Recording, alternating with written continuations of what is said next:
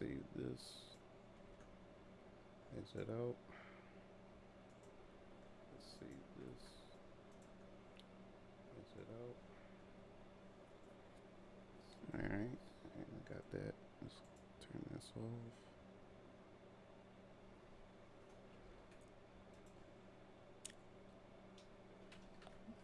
YouTube.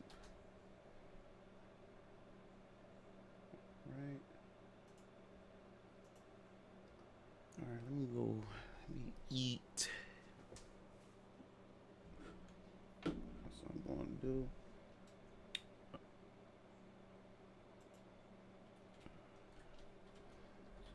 Let's do airport.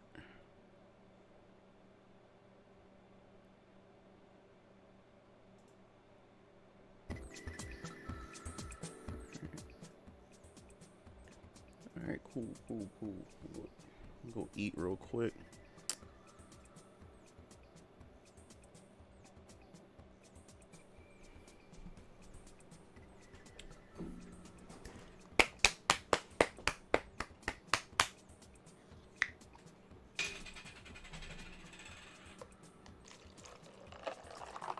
And my cranberry juice.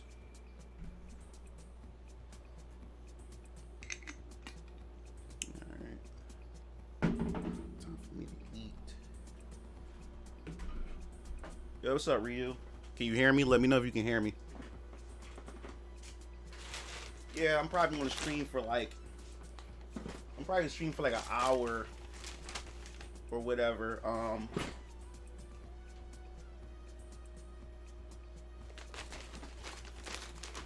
Probably gonna stream for like an hour or so. Just want to let you guys know I'm still alive. I know I haven't streamed in a bit, so I figured say why not. Shut up, Nate. What's up? What's up, Ryder? What's going on? Alright, cool.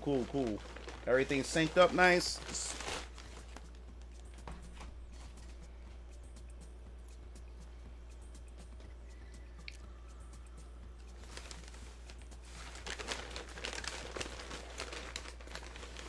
Of course they didn't have my sauce. My ranch. Of course.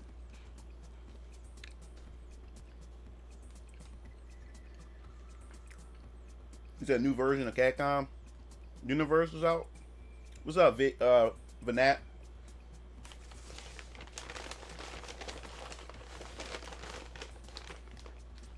Any new characters included in Capcom Universe?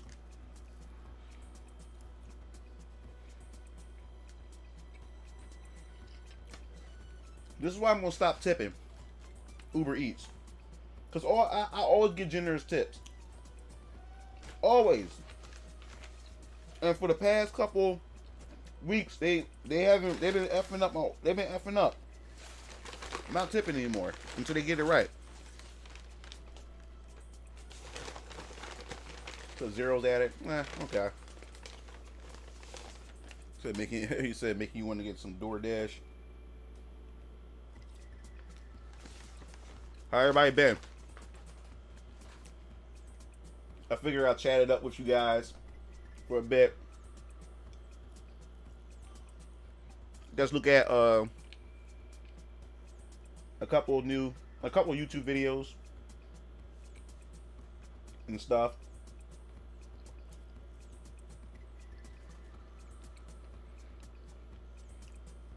If anybody on Facebook seeing this, remember, I can't see your chat. Your chat doesn't pop up in my Facebook or pop up in my restream. So if you leave a messages, I won't be able to read it or see it.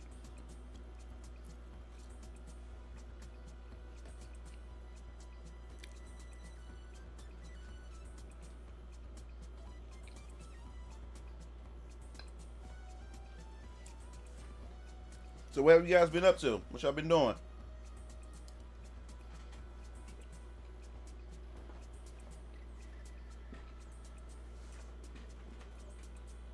Any new games you guys been playing?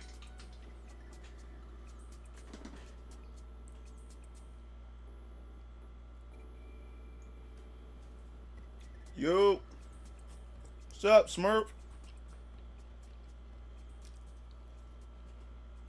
Oh man, you guys missed last Saturday. We had a Guilty Gear Strive session. Me, Keel, Answer, my boys from Philly, and a couple of you guys from the Discord came and joined them. Now the thing is, I was going to upload the matches, right? I recorded the matches, still have them, but the problem is, I had my headphones because I was using PlayStation Network to talk, party chat. So when you have your headphones and using the party chat, the Elgato loses the can't record the sound as long as you're using the party chat. I forgot.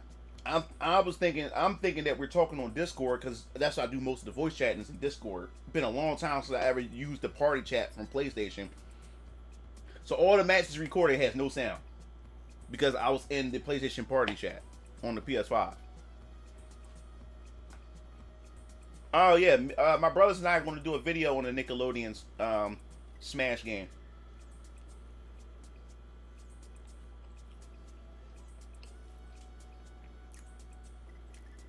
Yeah, man, that Nickelodeon Smash game, that joint gonna be lit, man.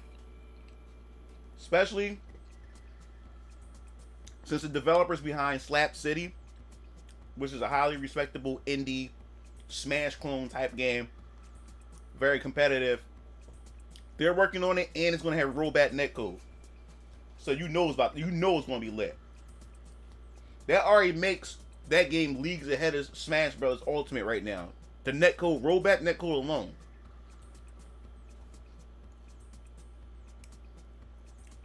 When's the next session? Hopefully, we're trying to get the boys back together Saturday. What we trying to do is try to do at least Friday and Saturday sessions with the boys, with the squad. It's inclusive, everybody, not just the boys, but you know what I mean. And including the ladies too. If y'all want to play, we'd like to try to do it every Friday or Saturday. Get together and play. Sometimes I'll record matches. Sometimes I may stream it. Depends, but I would love to record the matches and put the matches up on my Mugen Lord channel. It won't go to the Game Fiend channel. It will go on the Mugen Lord channel. So the Mugen Lord channel will have some content for you guys to check out. I'll try to figure out a way to I'll have a way to do it, to implement the voice chat. So some of the matches we may have some of us talking while us playing through the matches and stuff like that. We ain't gonna just do Guilty Gear. I would love to do every other week we switch up a game. We'll do Guilty Gear. I want to do some Marvel vs. Capcom Infinite. I would love to do some Blaze Blue Cross Tab Battle. I love to do some Tekken 7. Under Night Embers, etc. Dragon Ball Fighters,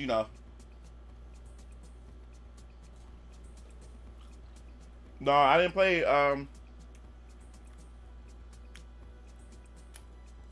Yeah, I didn't play the Capcom Universe, the newest update that Ryu was telling me about.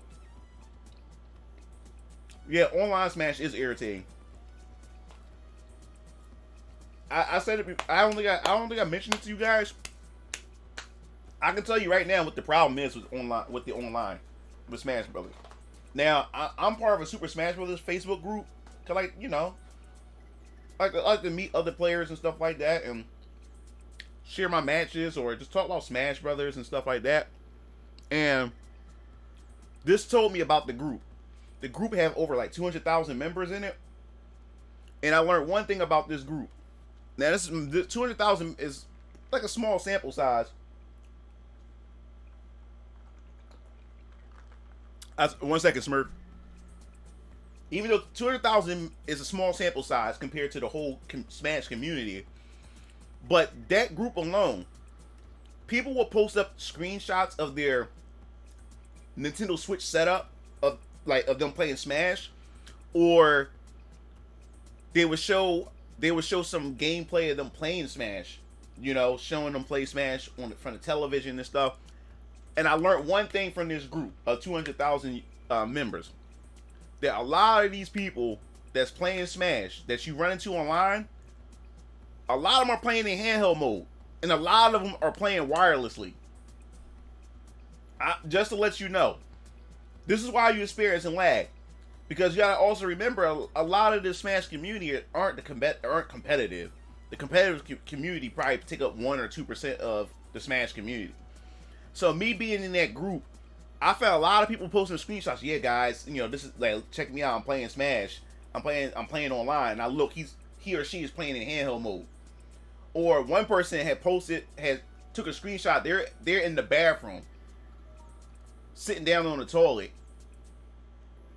playing online, Super Smash Brothers.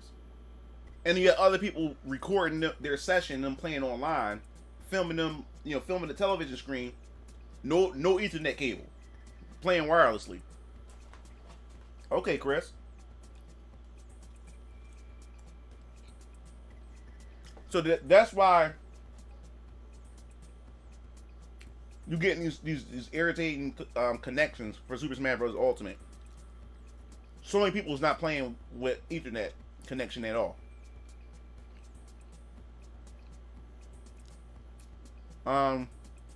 What I think about Strive, I use Kai Kisuke because he's the only character that I find fun to play. Everybody else, him and Soul Bad Guy are fun in my opinion to play. All the other characters, they're not fun to me. So, and like I said, I canceled my pre-order, but when Kyo's friends started playing the game, Kyo got really hyped and he went out and bought it. And then when I found out that I actually have like a level, I can actually have a level up session with people I know in Philly, and all of them are pretty much my homies and my brother homies and stuff like that. So I was like, I might as well get the game then, because then I'll be able to play it consistently instead of me always going in playing ranked matches. And it's kind of hard to set up sessions with you guys because all of us from different time zones. You guys, a lot of you got different work schedules. So every time I do try to set up a session with you guys, not a lot of you guys are here, So then it's just me playing by myself online against random players and stuff. So once I found out that my brother and his boys and my boys got the game, I said, all right, I'll buy it. Okay, Dirt. Says Sleep Lab.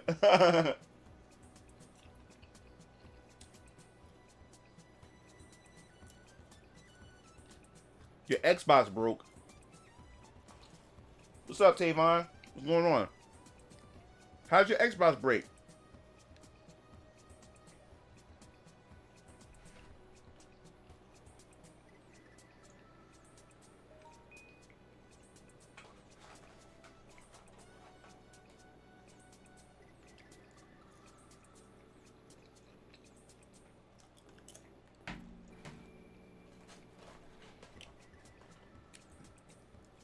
Yeah, I'll try it when I get a chance for you.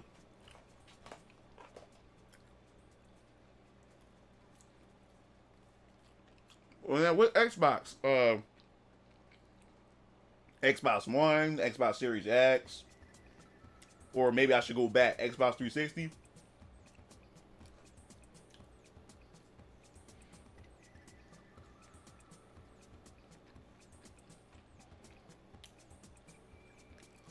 Oh, your Xbox One. You must be fiending on that.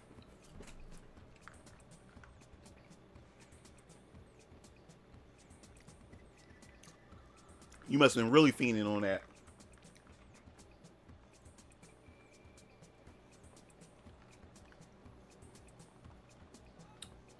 What's up, Mr. Samuel? What's going on? Oh, no. Guilty Gear ain't dying on launch. Nah. Guilty Gear is the talk of the town right now. Strive. And a new DLC character is coming out in a couple of days. You gotta think about this generation of games. A lot of fighting games today, a lot of the old fighting games that was very niched, a lot of them's gonna see a surge in sales and community growth. It's because of the internet. We have, especially if it hits PC. You know what I'm saying? Discord Discord plays a part. Not much well spoken on Facebook before. Okay. Um, Discord revived a lot of communities because a lot of games that didn't stick around for too long. Discord got like people made Discord groups specifically for those games. So if you can't find matches for like for a particular game because the population had declined, now you got Discord groups where you can find players that actually want to match up and play with you. So Discord had a hand in that, and then you have Steam. You have you have the PC community and everything. So a lot of these niche games are now starting to resurface. And then you have Arc System Works. They went back to their older Guilty Gear title and added rollback netcode and stuff. And they starting to realize that fans want rollback netcode for these fighting games. So now it's breathing life into a lot of these old fighting games. So when Guilty Gear Strive was announced, I didn't think it was going to die because of where we're standing right now and how much this generation of gaming has changed. So, and on top of that, Arc System Works had worked on Dragon Ball FighterZ. All they needed was to work on a licensed game. Arc System Works. Arc System Works, you have to be a diehard fighting game fan or a member of the FGC to really know the caliber of games within their catalog that Arc System Works had developed. So now they worked on Dragon Ball FighterZ. They went mainstream. So now everybody, people who never knew who Arc System Works was, after they got their hands on Dragon Ball FighterZ, because you think about it, Dragon Ball FighterZ united every community. If you weren't a gamer, but you was into anime and loved Dragon Ball, you bought the game. You had players like Leffen and a few other Smash players played Dragon Ball FighterZ. Then you have players from the Tekken community, the Street Fighter community, the Marvel vs. Capcom community. You have all these different players from all over. Then you have Sonic Fox, who plays more so NRS games and stuff. He comes over. So you brought so many walks of life from different communities over to play Dragon Ball FighterZ. So now, when Arc System releases any game moving forward that they release and is published or developed by them, people are going to give it a shot because now they know that seal of approval from Arc System Works and what they've done with Dragon Ball FighterZ. Now, so when they announced Guilty Gear Strive, I knew it was going to do well because they solidified their spot with Dragon Ball FighterZ. And then now, they found a middle ground. Yo, what's up, Nova? So yeah, Mr. Samuels said it, made a good point. He said without YouTube and Twitch, he said he don't think he would have learned Tekken. Exactly. And then we in the world of content creators, You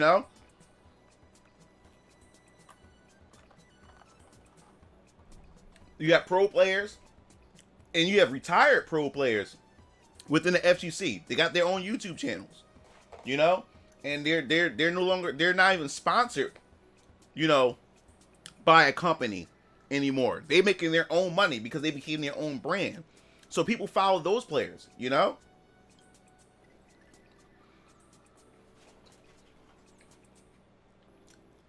And that's why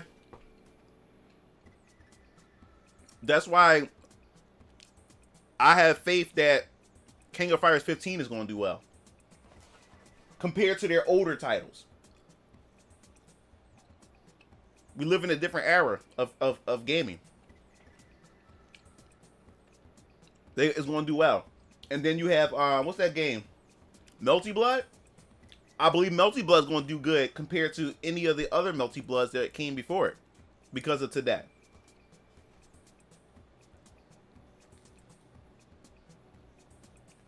Okay, Nova, congrats. Okay, Ryder.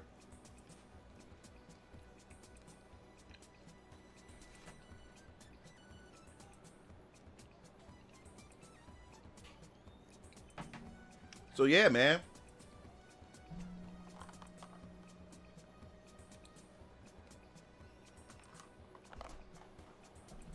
Yeah, I'm gonna eventually give Melty Blood a try. I'm gonna eventually give it a try. Oh, what's up, strategist? What's going on? Yeah, like King of Fighters 15, I think it's gonna do pretty well because of where we at today in gaming, and especially with fighting games and stuff like that, and online play. You know, the push, the even stronger push for rollback netcode, etc.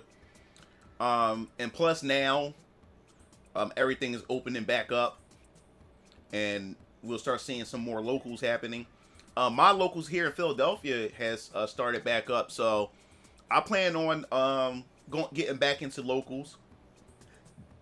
You know, it's with Mugen TV, Game Fiends, and record some of the, you know, some of our times there and stuff like that. So expect to see some of that on the Game Fiends channel, and of course I'll make a Mugen TV version of that as well, so you guys can go check it out and stuff.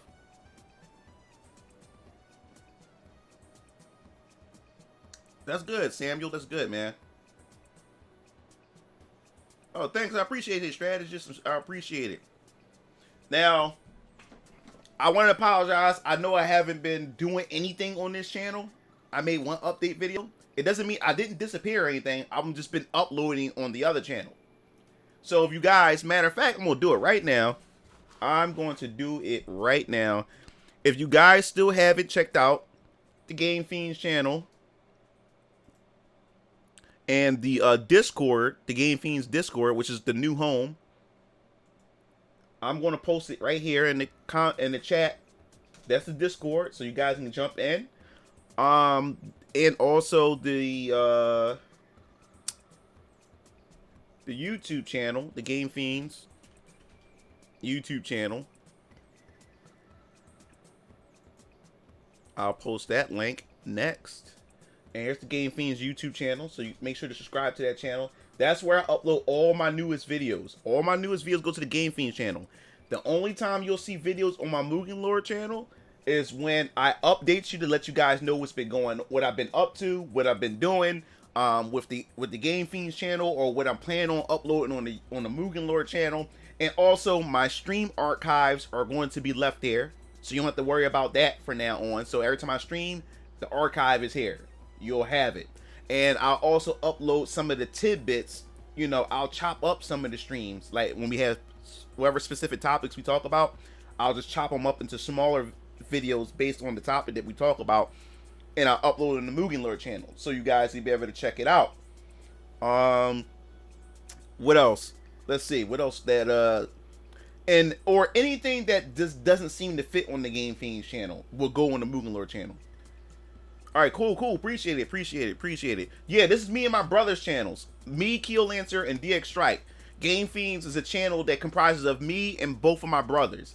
So you won't be just hearing from me on the channel. My brothers, DX Strike and Keel Lancer, will have their own content on it. And then there's combined content where we have discussions together. Now that the city is opening back up and things are getting a little bit better around the area where my studio's at, expect us to be back in the studio again, and we'll be streaming, or we'll be doing videos out the studio. So you'll see me and my brothers more often and stuff. So I just been really busy with that channel. Keel Lancer and DX Strike got some videos that's going to be going up tomorrow. No, Keel Lancer put a video up today. I believe DX Strike is going to have a video up tomorrow. Now, what I did was I took some of my some videos, like my game reviews. I'm taking some videos from my Mugen Lore channel and I'm re-uploading on Game Fiends. So those, especially some of the videos that isn't timed, you know, like, cause some videos are time sensitive, meaning that once the whatever event that happens or whatever game that releases, then the video is no longer relevant anymore. I'm only taking videos that isn't timed sensitive, which means that it doesn't matter what year, what time, or whatever, the videos will always remain relevant. So I'm uploading some of those videos onto the Game Fiends channel too.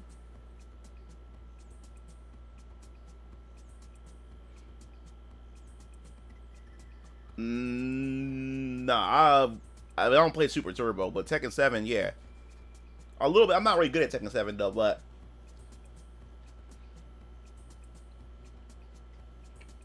yo, what's up, Raph? What's up, Luell? What's going on, guys?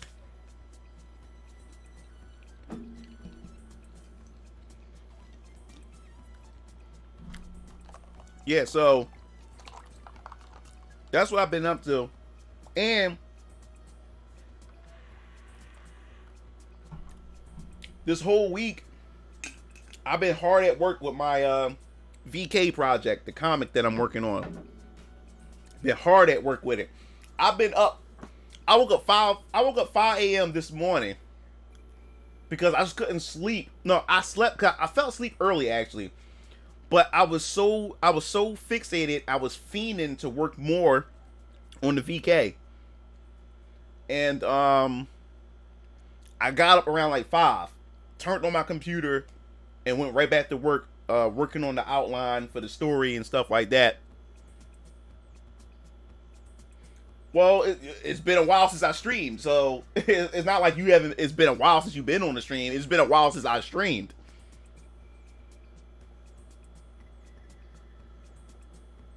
Well, I don't have Tekken on the on the PC. I only have Tekken on PlayStation.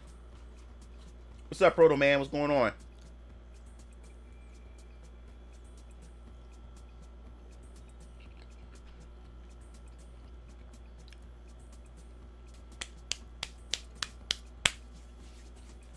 Yeah. So, if you just jumped into the chat, I posted links to the Discord, the new Discord, and the new YouTube channel that I have.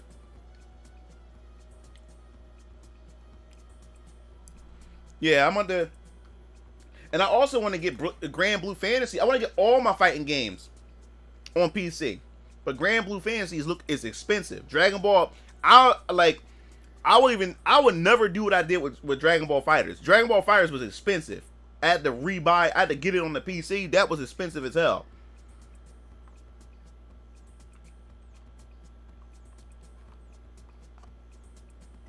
Yeah, Raph, I agree. And even though I'm writing the story and stuff, I'm going to keep doing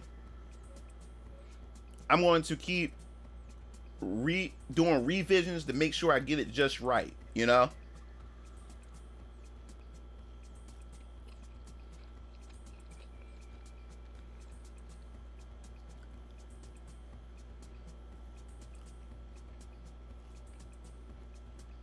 Maybe old today or that.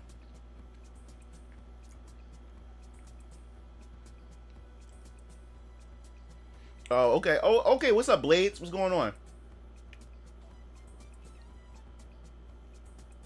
Well, I think the thing about Grand Blue Fantasy Versus, I think what messed Grand Blue Fantasy Versus up was the fact is that the game released just before the pandemic started. So the game didn't even get a chance to thrive locally. But it could surge. So I got it on the PlayStation, so but I wanted to get it on the PC.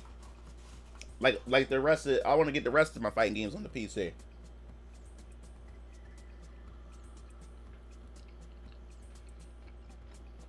Yeah, that too.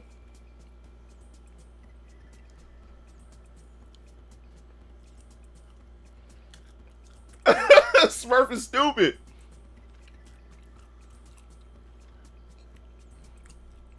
That $50.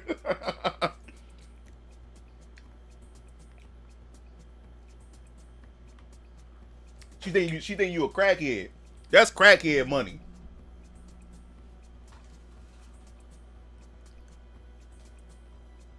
That is crackhead money. To get drugs and stuff.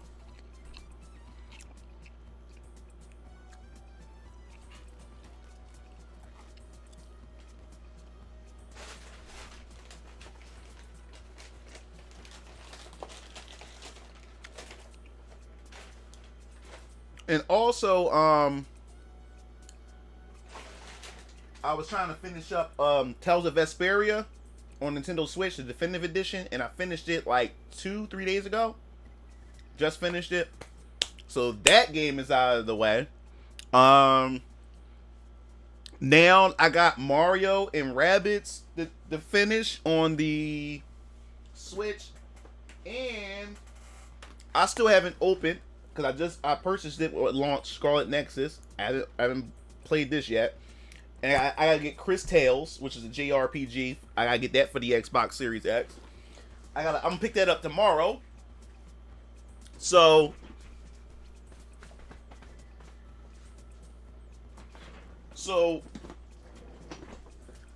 I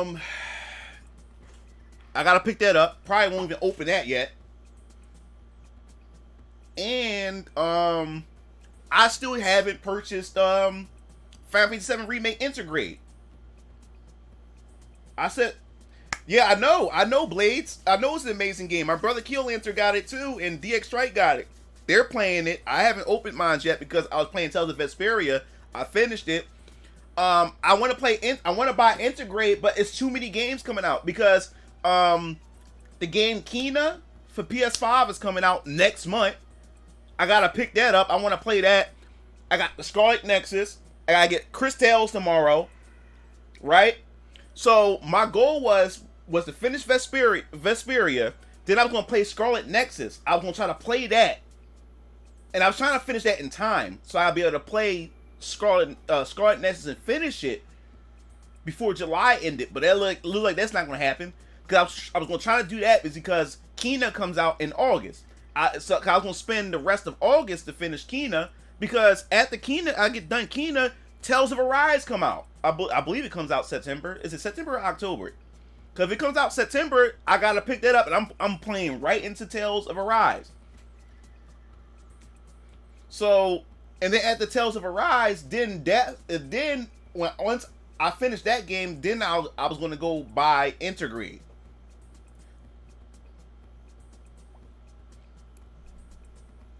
You said you want to revisit Tales of Symphonia?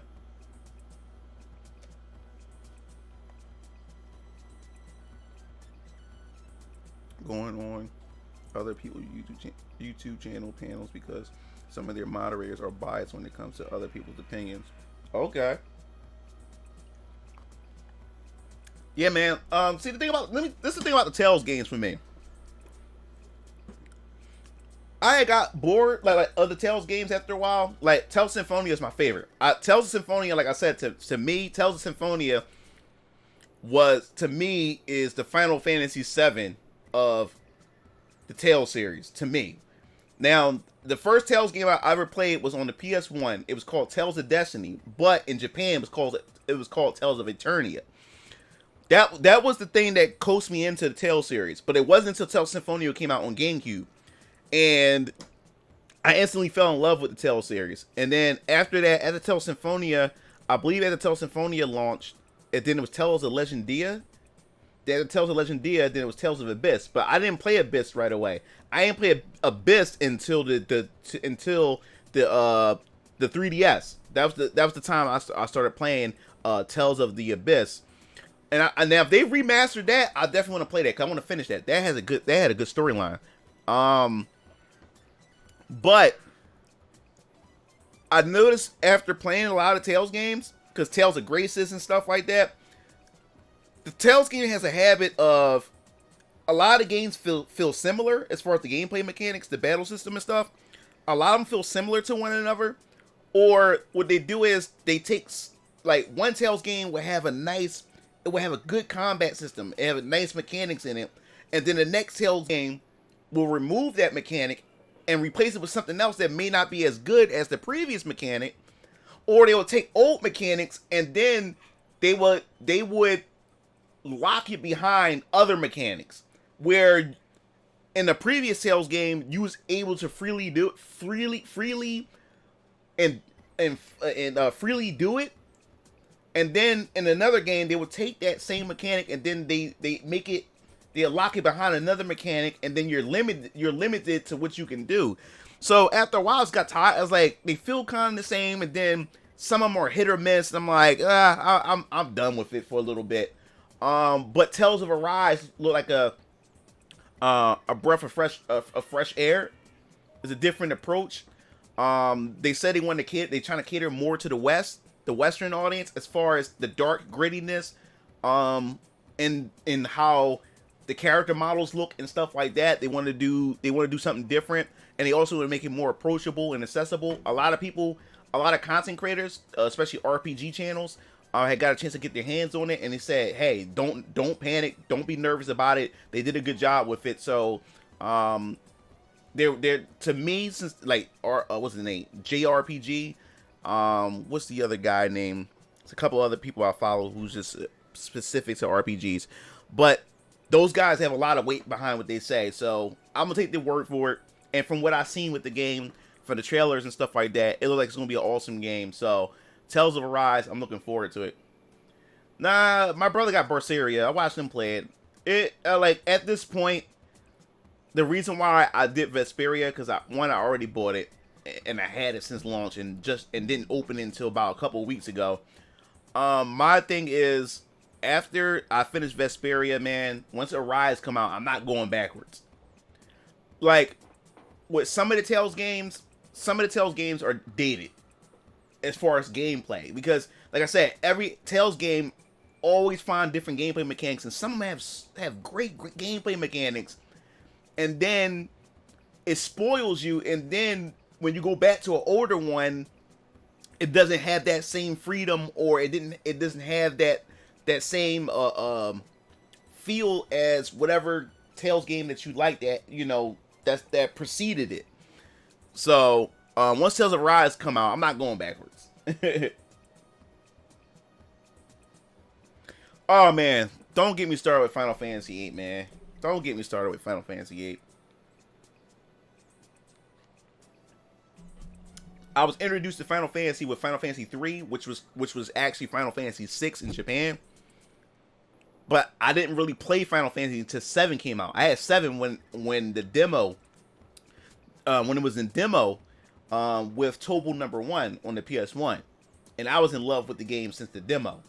So that's the thing about Final Fantasy. A lot of Final Fantasy fans say Final Fantasy 7 is overrated, or they try to call every Final Fantasy player or Final Fantasy fan who say they like 7 a casual. And that's far from the truth when it comes to me. I love Final Fantasy 7 since it launched, day one. Before it became the phenomenon that everybody says that it is. I liked it. I was in love with the games before it blew up. But when Final Fantasy 8 came out, and I had the demo that came with Brave Fencer Musashi on the PS1, and I was pretty excited and hyped for it, because the demos, they don't give you every aspect of it. You just play what they give you and stuff. They give you like the best part of the game. So you get a feel of it. When the game actually launched and I got Final Fantasy VIII, I did not like the gameplay mechanics. I didn't like the fact is that the enemies, you couldn't level grind, because actually when you level grind, the enemies leveled up with you. So pretty much it discouraged level grinding, because you level grind, you pretty much made the game harder for yourself, because the enemies were a lot harder. And what proved that for me was when Sid had gave you the Dark Lantern, and he said open it when you're ready to open it. And when I opened it, it was Diablo. But I opened the lantern because I didn't know what it was. I just kept it and forgot all about it. But it wasn't until like the second disc when I opened the lantern and had to fight Diablo, and Diablo was way harder compared to if I would have fought Diablo earlier in the game, because by this time my characters were strong and powerful. So I didn't like the fact that the enemies leveled up with you. The Guardian Force system, the GF system, I hated that system, where you attach the summons to your character, and that determines your character's HP, their attack. It affected their stats and everything. I just didn't like that. And then worst of all, the draw system. Final Fantasy VII, because this is me coming from Final Fantasy VII, now going to the next, because it got me anticipating the next Final Fantasy, because 7 really became one of my favorite RPGs when it launched within that series. So I'm looking forward to what the next Final Fantasy game is going to be. And the materia system really spoiled me. So when they introduced this new gameplay mechanic The draw system. The draw system was pretty much where you had to draw the magic from the monster that you fight. So, say for instance, a monster may have cure, so you had to draw cure from them. But you only had a certain amount of cures before you run out, and then you can't use cure no more. So you have to find mobs or find monsters that have the cure ability attached to them. So you have to redraw. So you only have up to 99 stocks of whatever the spell was, I believe it was, right? And it was just sucked. I hated it. I just hated it. Said Final Fantasy VIII was up there with Shenmue for you into the late teens, sadly, but got to grow up with Legend of Dragoon.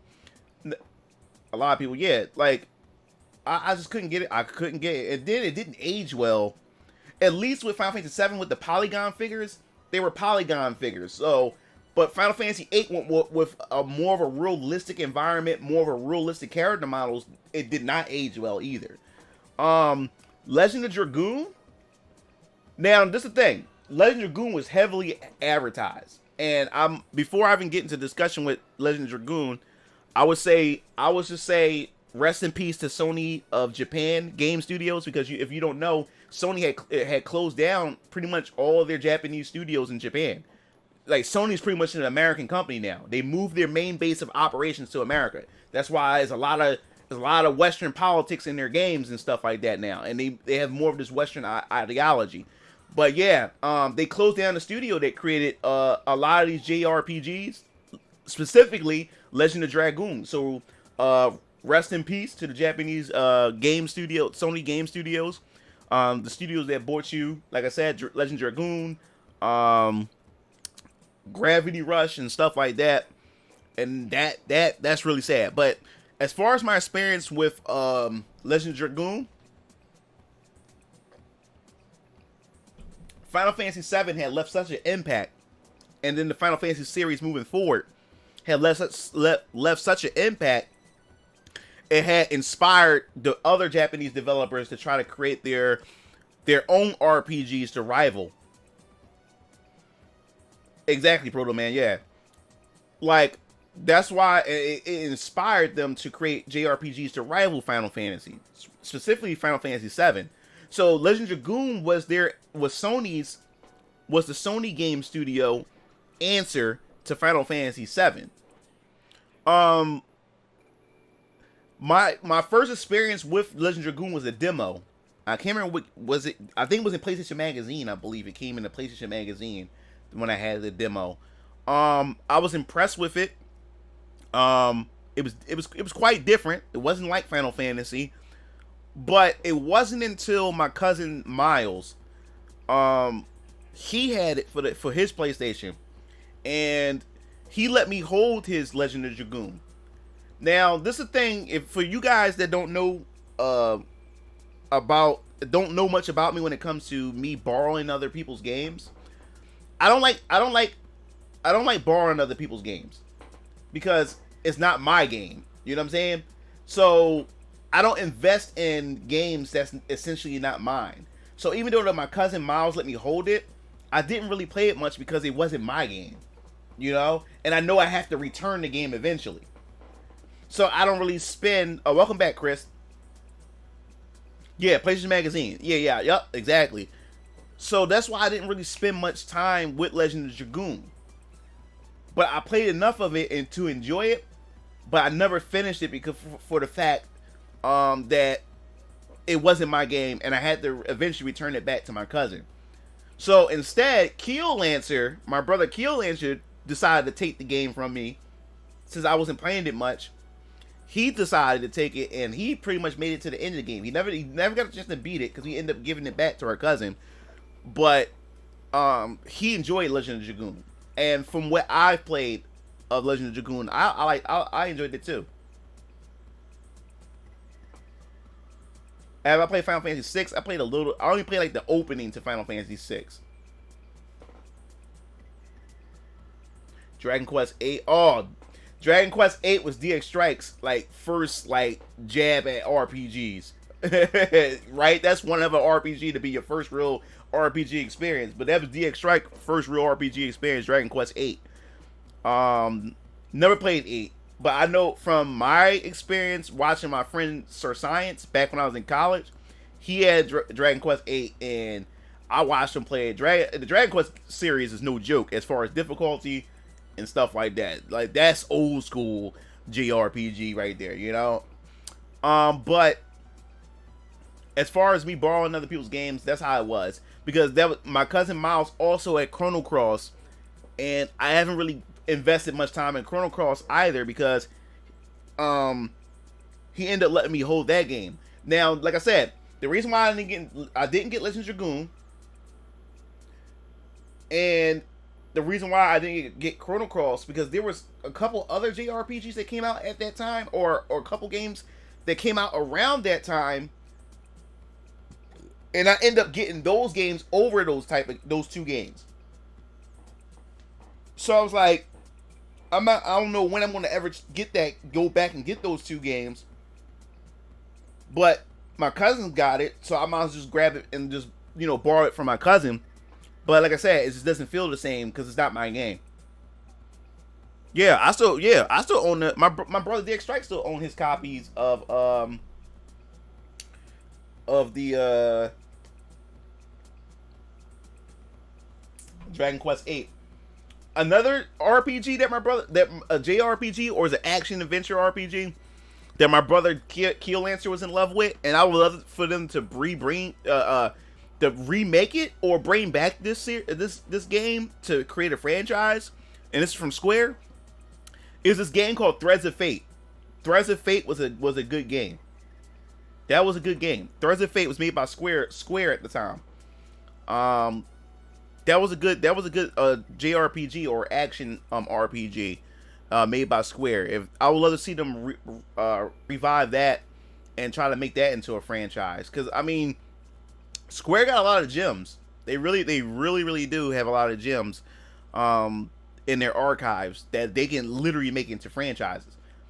If they can do that with the Nier series, because Nier was trash. I did not like Nier. But once Automata came out, I became a fan. I became a fan of Nier. And now Nier had made them so much money. Now Nier had become a staple franchise of Square. And if you check out my Game Fiends channel, I also talked about the Mana series. They're definitely reviving the Mana series because they remade Secret of Mana for the PS4 and the PC. And it's so pretty good. And then it made enough for them to remake Trials of Mana, which I did a review on that. It's on the Mugen Lore channel and it's on the Game Fiends channel. You can go check that out. And that did them really well. It did them so well. In fact, they just recently announced, which I mentioned in the video on the Game Fiends channel, that they're coming out with a new Mana game, period. A new Mana game. A new one. And they're going to do an anime. And they're coming out with another mobile. And they're coming out with a mobile game. But the fact is that they're taking their chance to make a new Mana game. A completely new Mana game for this generation. Is a sign that they did really, really well. And pleased the fans with the Trials of Mana remake and the Secret of Mana remake.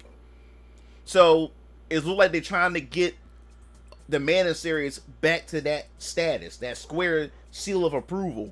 So you got Final Fantasy, you got the Dragon Quest, you got Nier, and now if we can get the Mana series up to that point, I would love to see what they do next with their other franchises. All right, Smurf. Yes. Proto Man. I was just saying this recently with my brothers. I said the only way we ever see Xenogears is if Square get off their pride and go back and go to Nintendo, because this is what's going to have to happen. If they ever remade Xenogears and continued on, it's going to be a Nintendo exclusive, because Nintendo owns Monolith Soft. So they would have to get off their pride and go to Monolith Soft, because the creator of Xenogears, who owns Monolith Soft, he really loves Xenogears. He would love to revisit that. That's why he made Xenoblade, Xenosaga. And he put little sprinkles of Xenogears in all those Xeno games because he really loves it. Yeah, man. Yo, dude, I'm going back to Final Fantasy 14 with my brothers next month in August. And Final Fantasy 14 been going crazy. It's getting crazy right now. Like, Asmongold and a few other WoW players had moved over to Final Fantasy 14, and there's a mass exodus. You got World of Warcraft WoW refugees now. And Final Fantasy 14 has blown up tremendously. Now, the thing is about Final Fantasy 14 and my experience with Final Fantasy 14, like, I've been jumping on and off Final Fantasy 14. Not because it's a bad game or anything. It's because I don't have time to fit it in my schedule. So now what I'm trying to do is I'm trying to clear up my schedule to be able to invest my time into playing Final Fantasy 14. I my first MMO experience was Final Fantasy 11, but I'll get into that in a second. But the fact is that Final Fantasy 14 is bringing in numbers on streams, and it's pretty much the talk of the gaming community right now because of the drama that's surrounding it with World of Warcraft and Final Fantasy 14. And then you got prominent players, prominent people within the community like Asmongold and a few others from that I can't really remember, like I can't even mention off the top of my head. Then also I watch YouTubers like Work to Game. I watch the Sky Prince YouTube channel. So I watch all these. I watch all and Final Fantasy Union. I watch a lot of these channels and stuff, and I enjoy their content. They have quality content. What's up, Graham? What's going on? What's going on? What's up, Captain Brad? He said, if you ain't played Busted Groove, I swear. I remember Busted Groove. I never played it, though. Yeah, so Final Fantasy 14 is something I really want to dive into. And the reason why I want to dive into it now is because after the Endwalker expansion had released its trailers and stuff, all I see is nothing but people talking about spoilers from Final Fantasy 14 in general. And it's so many people just talking about it. And I say, you know what? I better dive into this before I get spoiled, because the Night Sky Prince, he always makes videos about Final Fantasy 14 and how much he recommends people play it and how much he loves it. And dare I say, there's a lot of people saying that Final Fantasy 14, compared to all the Final Fantasy games, has one of the best storylines at this point. He said, what do you think about Final Fantasy 15? I know everyone hates. I'll talk about 15 in a second. And so now I'm like, I have to play 14. I have to get back into 14. Now the thing is, like I said, I've been jumping on and off. I'll play Final Fantasy 14 around the time Realm Reborn started. Like when Realm Reborn came out, that's when I joined the game. But I haven't stuck around long enough. I've been, and like I said, jumped on and off and for a few years. And then my brothers and I completed Realm Reborn. Yo, what's up, Akko? We completed Realm Reborn, and then we got into Heaven's Ward. We got into Heaven's Ward, and we're still in Heaven's Ward. Because like I said, after we got into Heaven's Ward, we stopped playing again. So we're still at the very beginning, like the beginning of the Heaven's Ward expansion. So now, starting next month, my brothers and I, we're going to be going in. We're going to be going in on Final Fantasy 14. And we're going to try to get as much content done as possible. The last thing I've done on Final Fantasy 14, I used the potions for White Mage to get to 75. Because I don't like healing jobs.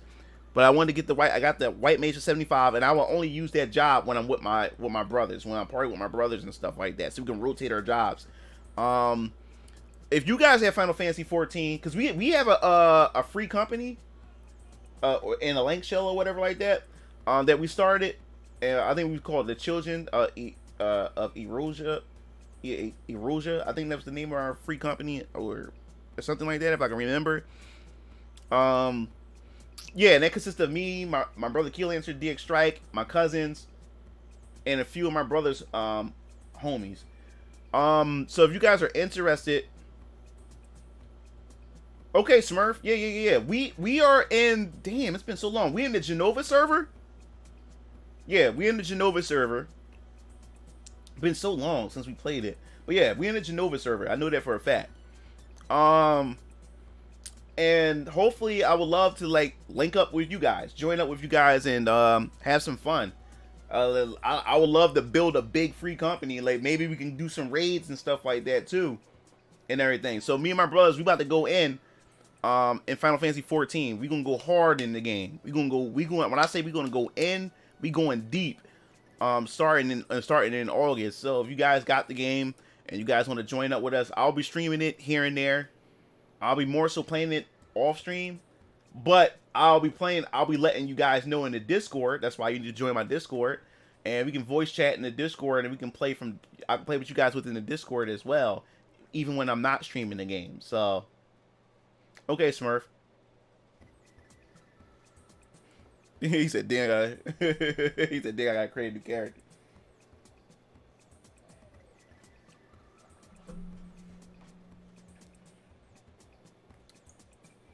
Oh, that's my artist. She just contacted me.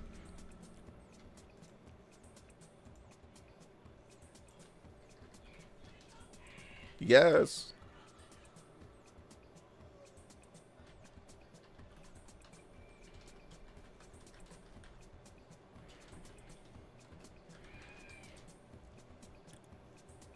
Yo, yes. It's done. It's done.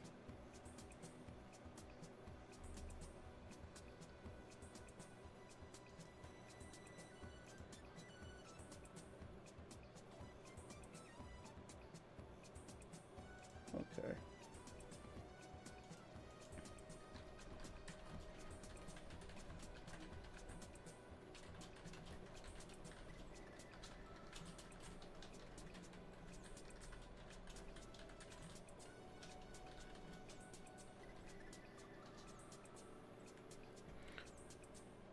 All right, 1 second, guys. My artist who draw my VK stuff and my comic stuff, she just contacted me.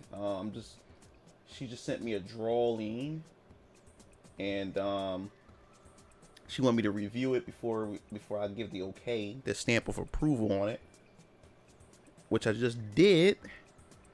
Looks amazing. So, I gotta give her her next job that she needs to get done.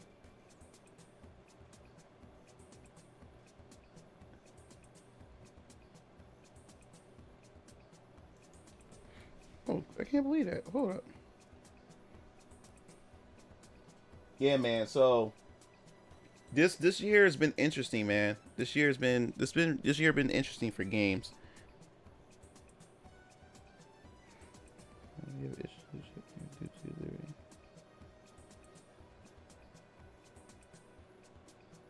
I have no idea what that is. We'll go check it out in a second.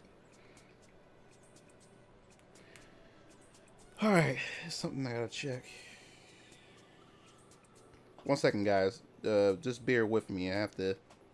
Something I need to do here.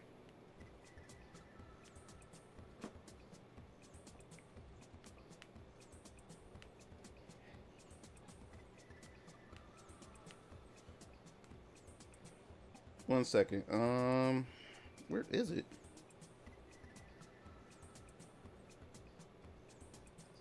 Screenshots. That's what that is. Where is it?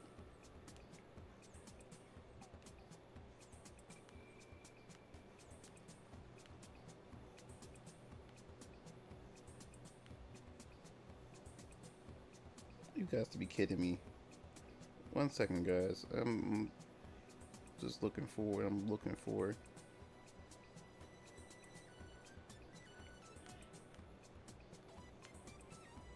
Where the hell is it? Oh, there it is. Found it.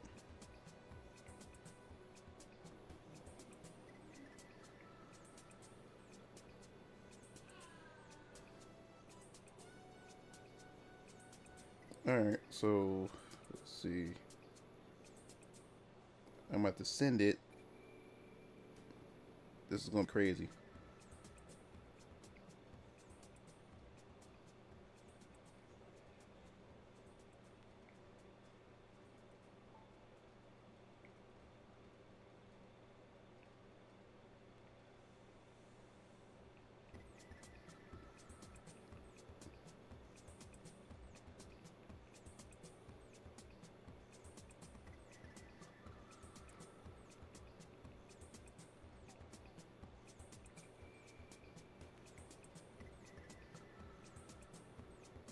Why did I do that? Yo, what's up? What's up, Shadow? What's going on? What's going on? I'm just trying to he said he's in the Geostigma server. Why did I do that? That was slow. Alright.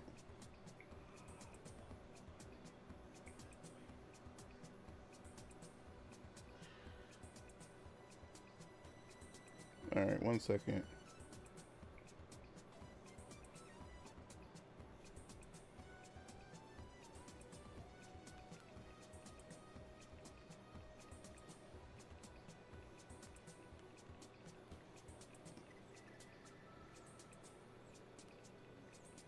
And update to my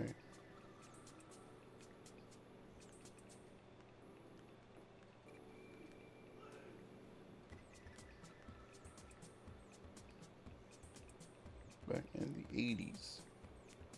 1 second, guys. I just gotta get just talking business.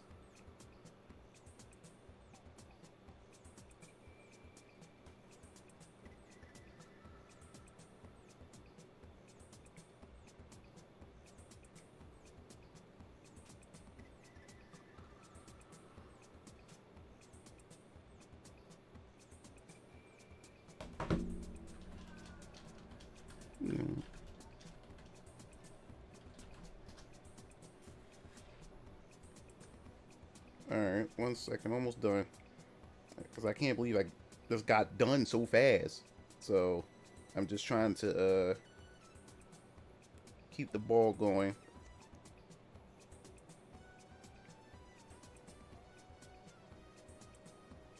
Alright, here we go.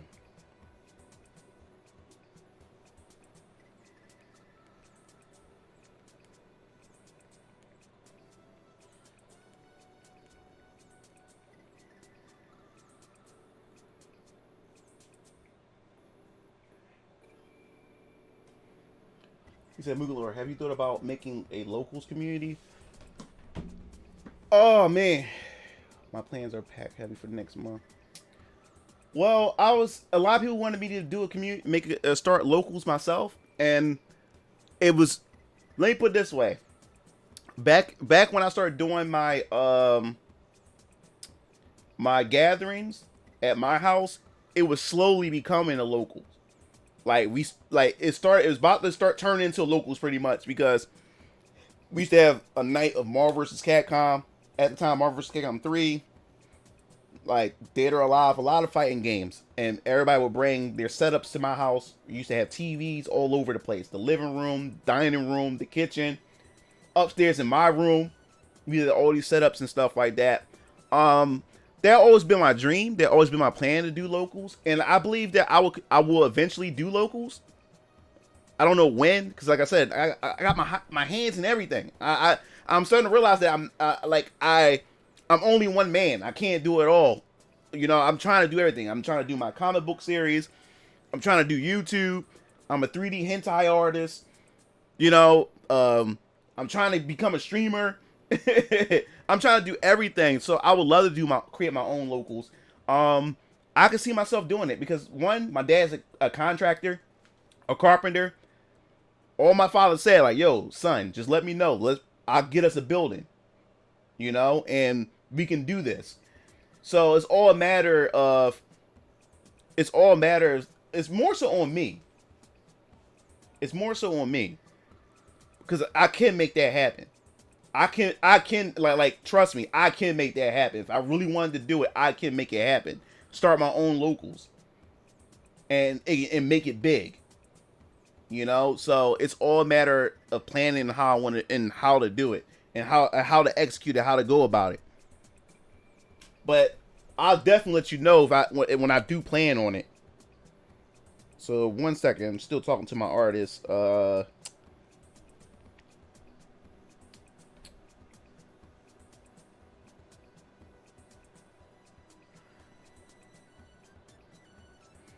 second.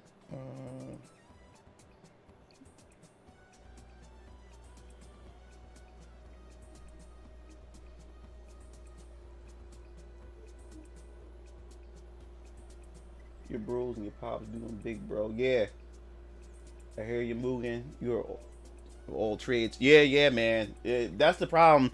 Being a jack of all trades, man. The weakness of being a jack of all trades is that you never get a chance to master any, like, become a master of all of it, because you're just splitting yourself in everything.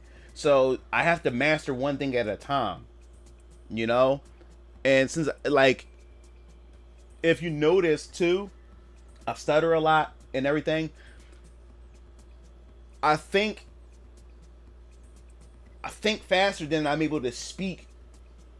You know, like it's hard to describe it. My mind is constantly moving. I'm always thinking things. Uh, I'm I'm I'm always coming up with stuff. You know what I'm saying? So I can't sit still in one spot. I'm always trying to create. I'm always pondering. I'm always doing all this type of stuff. And it just seemed like my body can't keep up with me, you know.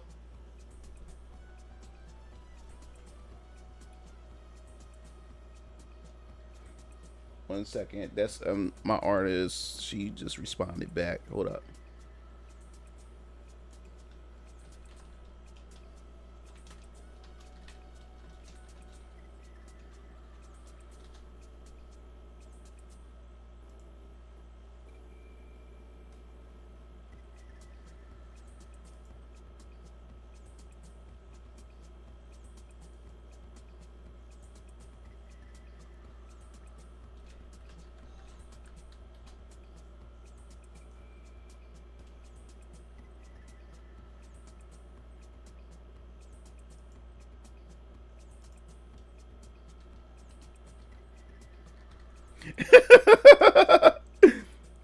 One second, almost done.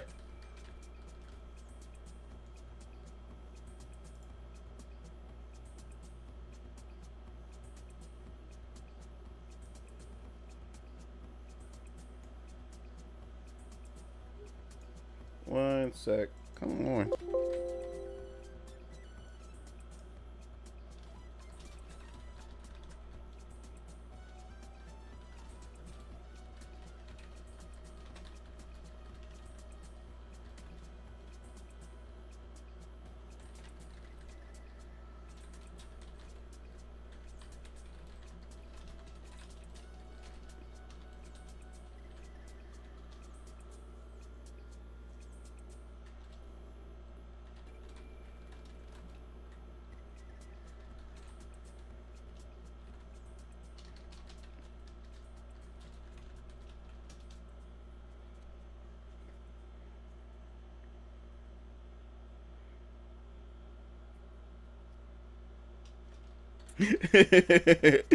Sorry guys, like, my artist, she stayed cracking me up.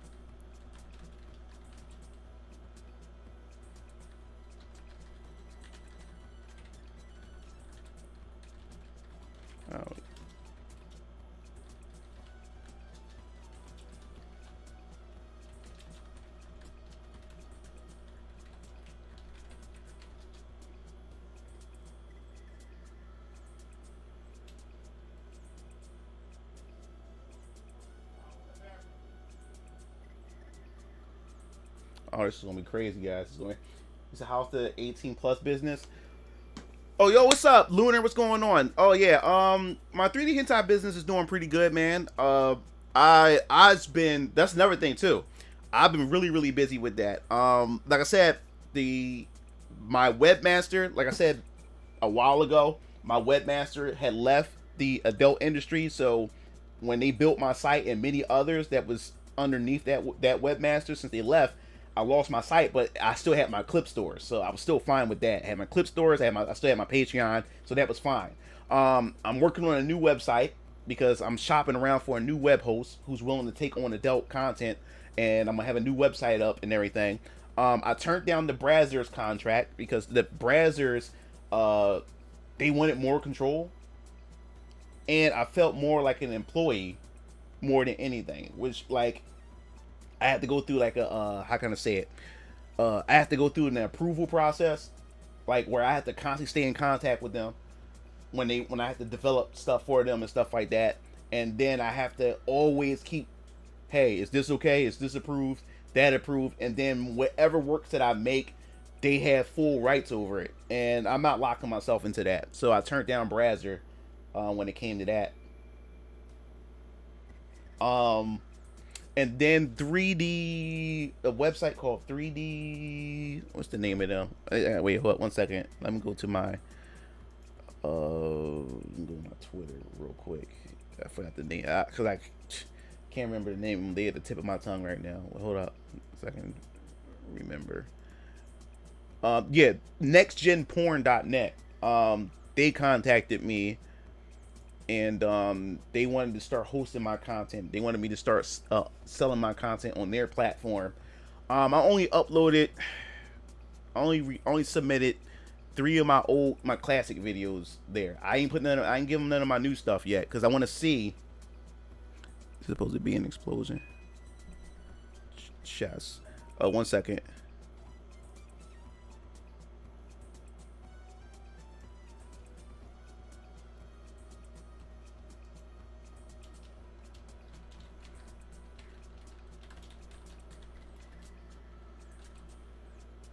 It's represent. 1 second, guys.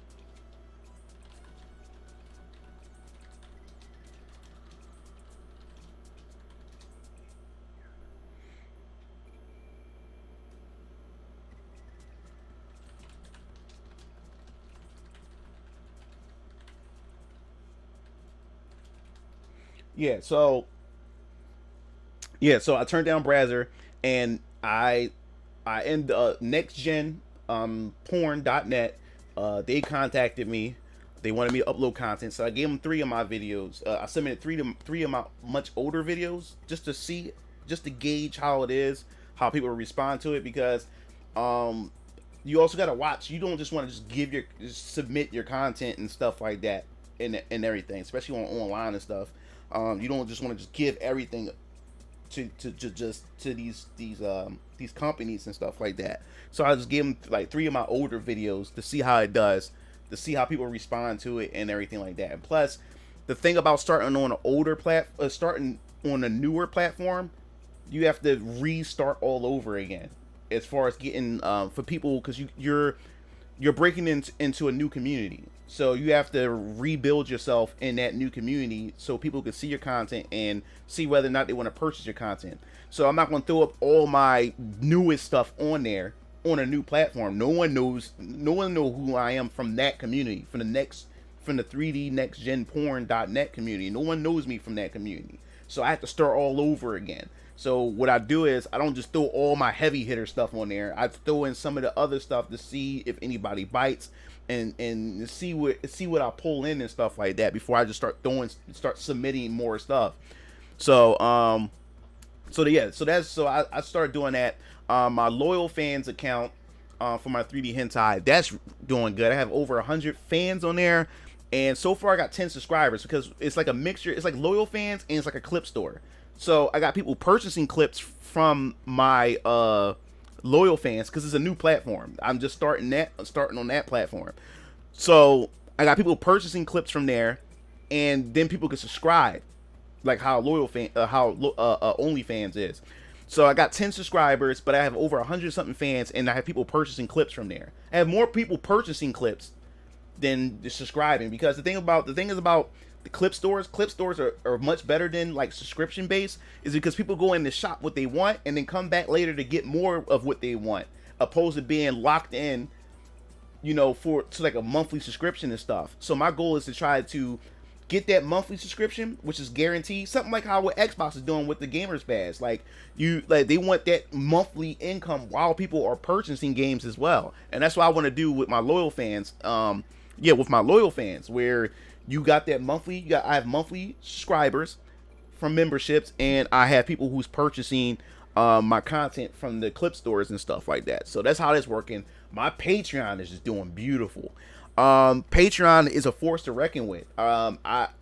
It's just last year I actually started taking Patreon way more seriously. Around like October of last year, I started taking Patreon much more seriously, and then it's just gotten better and better for me. So far I got 76 74 or 76 patrons right now. My goal by the end of the year, I'll at least like to get close enough to like 200 patrons, like around like 120 to almost 200 patrons I'd like to get to by the end of the year. That's like a goal that I would like to achieve and stuff. So that's why I'm pushing out content for my 3D hentai Patreon and stuff like that. But other than that, yeah, I'm doing fine in that category. It's just now I'm trying to get this streaming thing. I'm trying to become a streamer as well, and I also I'm getting into doing my own independent comics and stuff like that. So I just got my hands full. I'm just doing a lot of stuff, man, and I jump around all over the place. I get so excited and got so many ideas and stuff like that. So yeah, so that's what we pretty much going to do when it comes to that. All right, she emailed me. All right. I'm making so much progress. I'm so happy.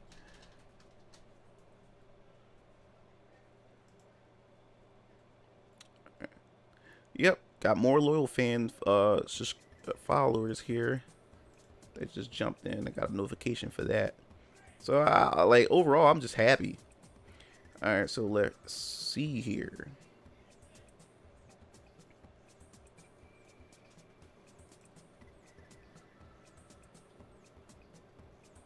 All right, well, no, not thumbnail. What the heck? All right, cool. We got that. There we go.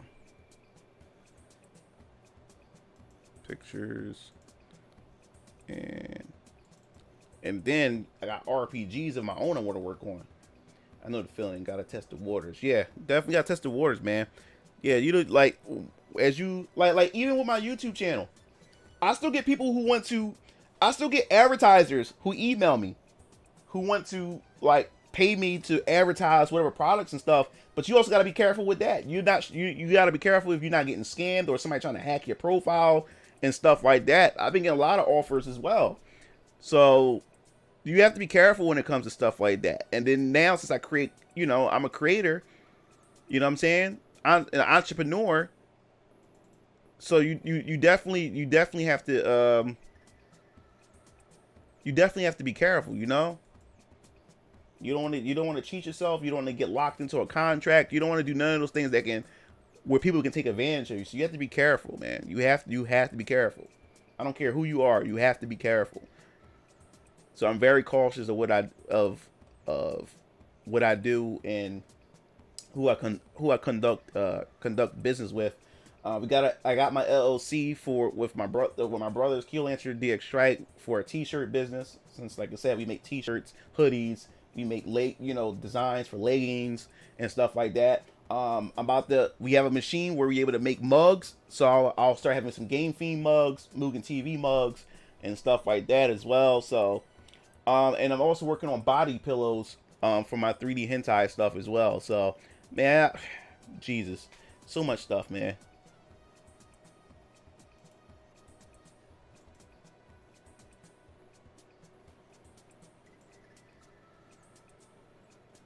All right, cool. We doing good in here. We doing good.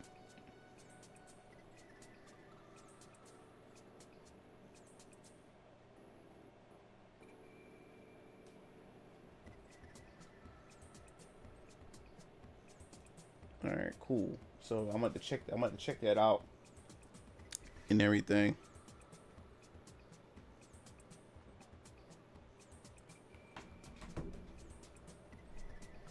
Whew. All right. So yeah. So tomorrow, my plans.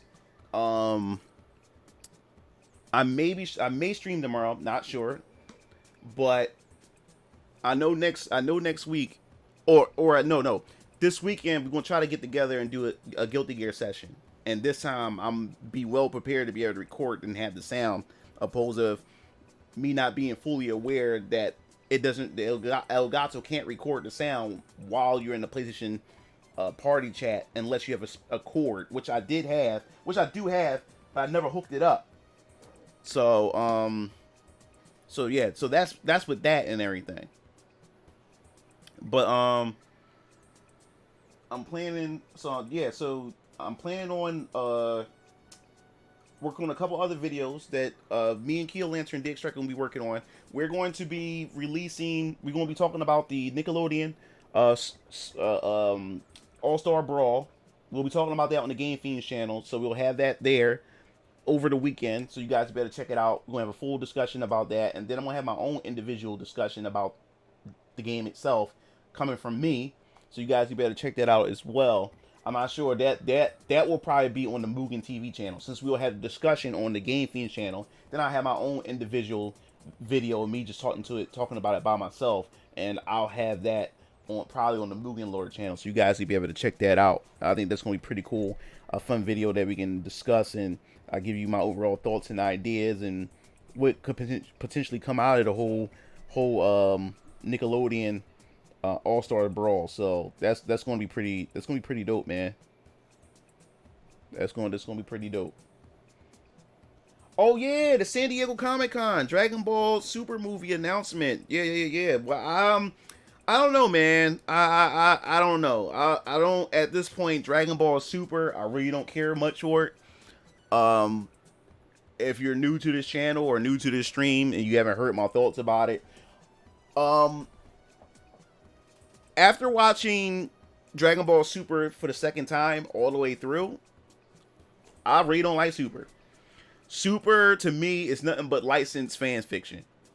Like, Super has so much potential to touch bases on so many different arcs or potential storylines, and it seemed like, I don't know, every time they like Toro, he starts an arc off with potential, and then he doesn't land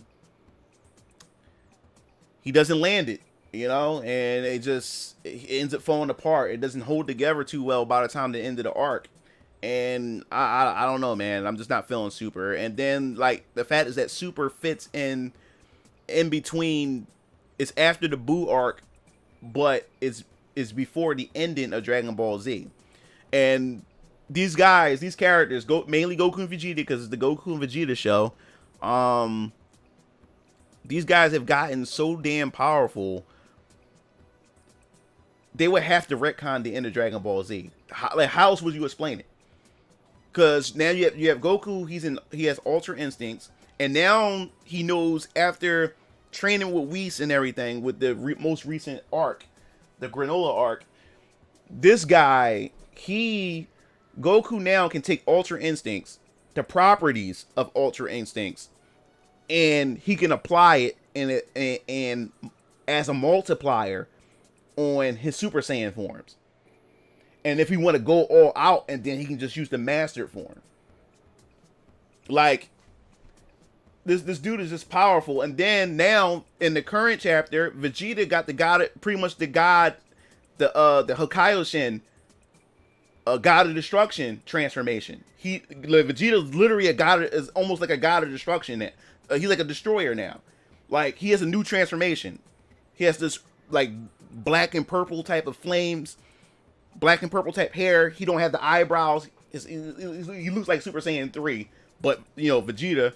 And then he has the God of Destruction air ring now. Okay. All right, Ryu. So I'm tired of transformations. Like, we don't need any more transformations, but the only reason why they're doing it is to sell toys, sell merchandise and stuff like that. And if the only way I'm going to accept transformations is if any of the low end characters get transformations or new power ups, like Piccolo, Krillin, or Yamcha, Tien, or somebody, you know.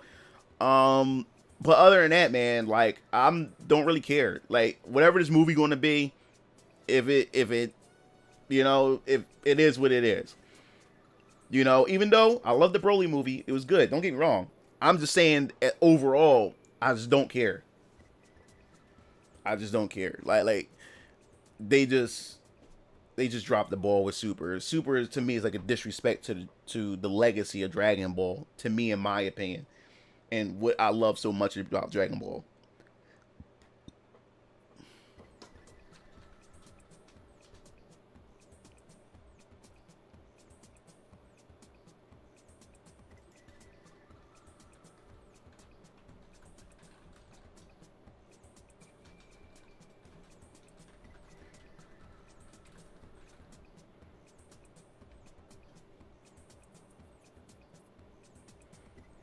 It's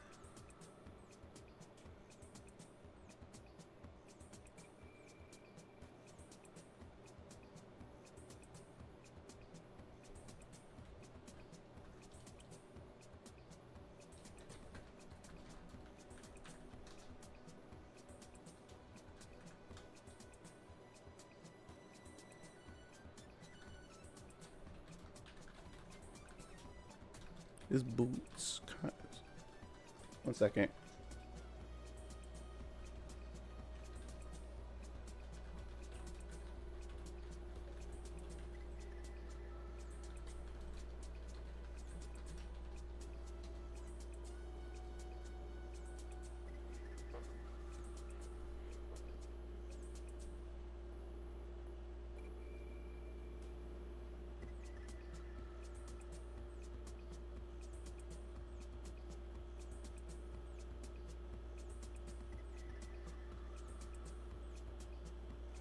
All right. You trying to get signed? No, I ain't trying to get signed to Funimation. No, like, I'm doing my own thing. This is the thing I want to tell you guys, man. And this is a perfect. We in a day and era where you don't have to get signed by a corporation, man. You sign to a corporation today is you selling your soul, because that product is no longer yours. That dream project, that dream that you designed is no longer yours. Now you have to answer to the corporate overlords. If they want you to add SJW stuff to your product, then you have to do it. So, nah, mine's gonna be crowdfunded. Once I get everything that I need done, I'm gonna have it crowdfunded. I'm gonna do a Kickstarter or whatever like that. And like I said, most of it's coming out of my pocket. And so the other half can be met halfway, you know, from people, you know, pledging and stuff like that, you know. And it's gonna be It's gonna be a physical copy. VK. It's gonna be in physical copy, not digital. You know how digital is. That's what more so ruined Marvel and DC. When they start going digital, people start pirating the hell out of it.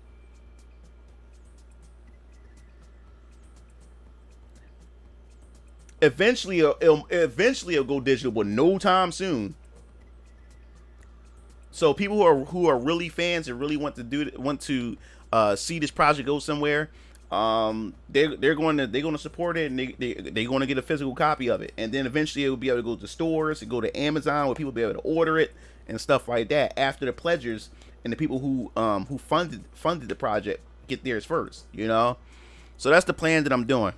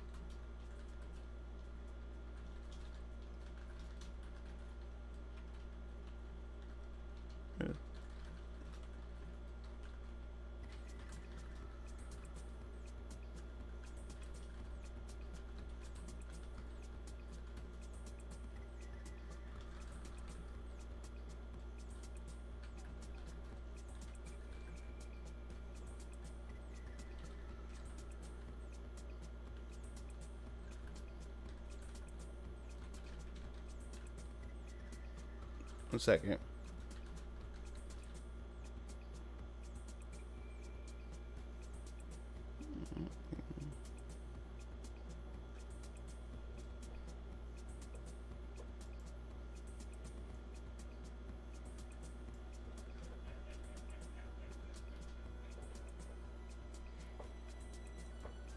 Oh, how can I explain it? It's going to have like a urban type horror. I want how to say it. Something like if like Blood Plus. I'm just giving you an example. Something like Blood Plus or Trinity Blood or something like that to give you like a feel. So I can't really explain like what type of genre that would be or whatever, but I'll definitely go into details once I get enough up, and when I start the project, like you know the campaign for it, you'll definitely know more about it.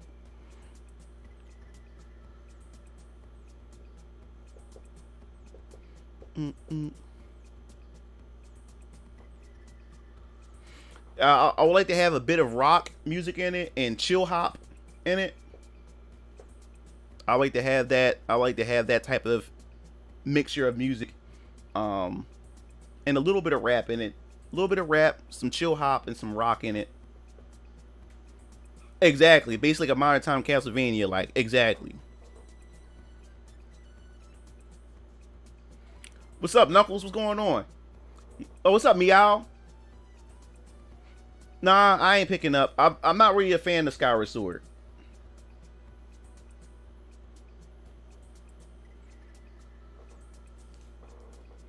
Yeah, I'm not really a fan of Skyward Sword. Skyward Sword and Twilight Princess was my least favorite 3D Zelda titles. I think I enjoyed Twilight Princess more than Skyward Sword, but Skyward Sword I didn't really like too much. Um, Skyward Sword, as far as story is concerned and presentation, I thought was pretty cool, but the pacing of the game to me was horrible. You like you had so many set pieces for story, and then you have a whole few hours before you get to the next story segment. Because I like the direction I want Zelda games to go is story, cinematic storytelling for Zelda games. I love the story. I think to me the best story that I enjoyed the most from a Zelda game was Wind Waker. Wind Waker was a beautiful game, beautiful story. Loved it. One of my favorite Zelda games of all times. And Skyward Sword was one of those games where it has the elements of good storytelling, but those story segments are it's so few far in between the gameplay elements and stuff. The pacing is just horrible, and then the Wii Remote Plus, which I had for the Wii. I didn't like them. I didn't want emotion. I didn't want a Zelda game with motion controls. Just give me a fucking Zelda game with a regular controller. That's all I want. A regular fucking Zelda game with a regular controller. I didn't like the motion controls. Motion controls was the worst thing that Nintendo had ever brought to the game industry, because everybody was on that motion control wave. Everybody was on it, and I couldn't stand it. It was so gimmicky, and that ruined my experience for a lot of games that I enjoyed on the Wii. Like, I would enjoy Metroid Other M better if I was able to use a GameCube controller. Oh yeah, I'll play Wind Waker over Skyward Sword any day. What fighting games are we playing in the near future? Right now I'm currently playing Guilty Gear Strive. But yeah, I double that, Proto Man. Yeah, Wind Waker over Skyward Sword any day, bro. Any day. Hell with that, man. Um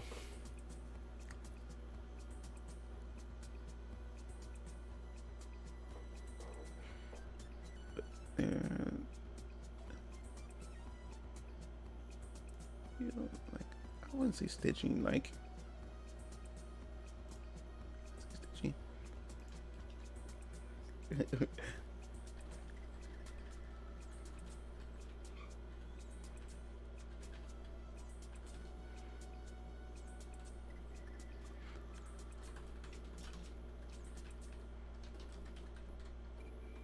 That's fine.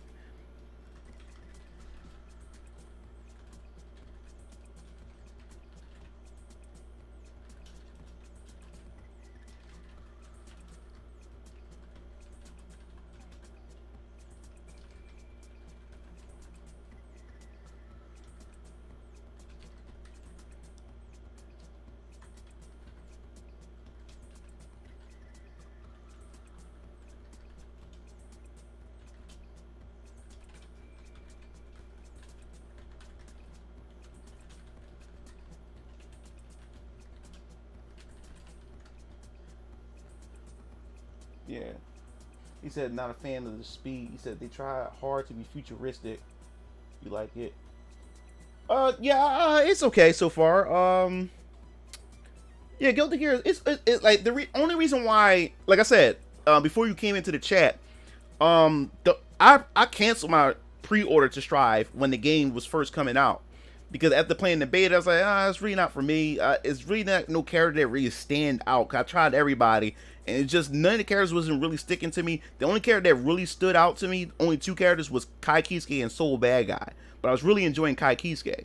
But I was like, yo, I don't think this one character is going to warrant me to want to go play the pay like pay the price for this game and stuff like that. So I was like, I'm good. But until one day my brother started hanging out with some of our old friends from back, from a few years back. They popped back up and say, yo, like, what's going on? We haven't seen y'all in a while. We got that Guilty Gear. You need to come around and try it. So Keel went to go try it. He fell in love with the game instantly because he played Guilty Gear.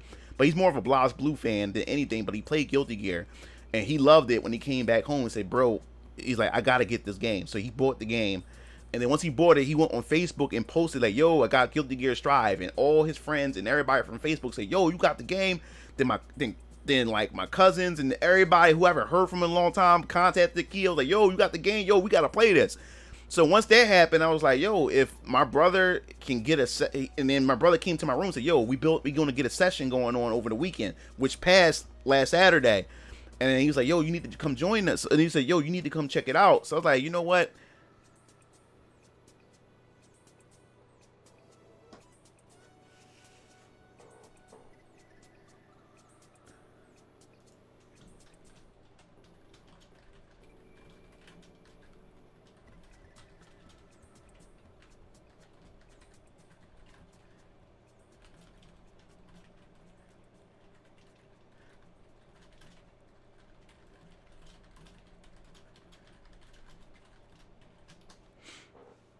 Yeah, so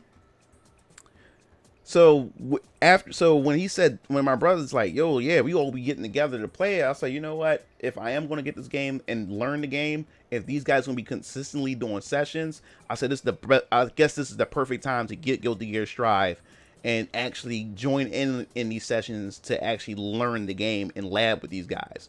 So I bought the game. I ended up ordering from Best Buy, and it came 2 days later. And I ended up joining in the session, and they had a good time. It was like we had like people kept jumping in and out. We had like 9 people. We had 8 people in the room. Then 2 left, and 2 new people came in from the Discord and stuff like that. So we had a pretty crowded room, and everything. So it was fun.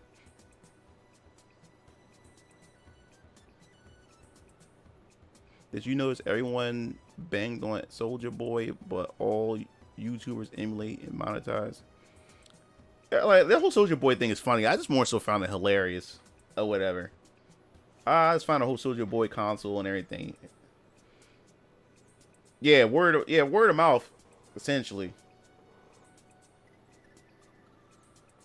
Yeah, so that's what got me to get the actually buy the game, because I wasn't going to buy it until I wanted to see how the DLC was going to run, and how long this game is going to perform. But once I see my brother and everybody else got the game already, and they said, yo, we're going to be labbing it up, we're going to be having some sessions and stuff.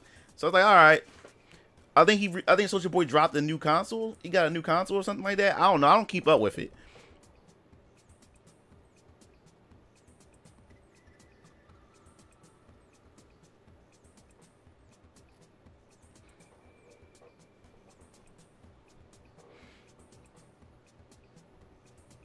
Yeah, so yeah, I'm enjoying it so far. since I've been busy with VK this whole week, I haven't had time to touch it like this whole week and stuff. So I'll be playing it over the weekend. Hopefully the boys will be on over the weekend, like Saturday or something like that, and I'll be playing with those guys. But other than that, like it's not bad. I played the arcade mode. I beat the arcade Kai Kisuke's playthrough in arcade mode. I think so, Raph. I'm not sure. I like I said, I don't really care what Soulja Boy does. It to only reason why people is like targeting Soulja Boy is because he's an easy target to monetize. That's all. No one really gives a damn about what Soulja Boy is doing. People's only doing it because it's trendy to do it. It's trendy to do it. People's only going after him because it makes money. You talk about Soulja Boy, it makes your channel money. People love the drama. People love the drama and everything. It's really no one really has a grudge against him and what he's doing. It's easy to make money off the drama.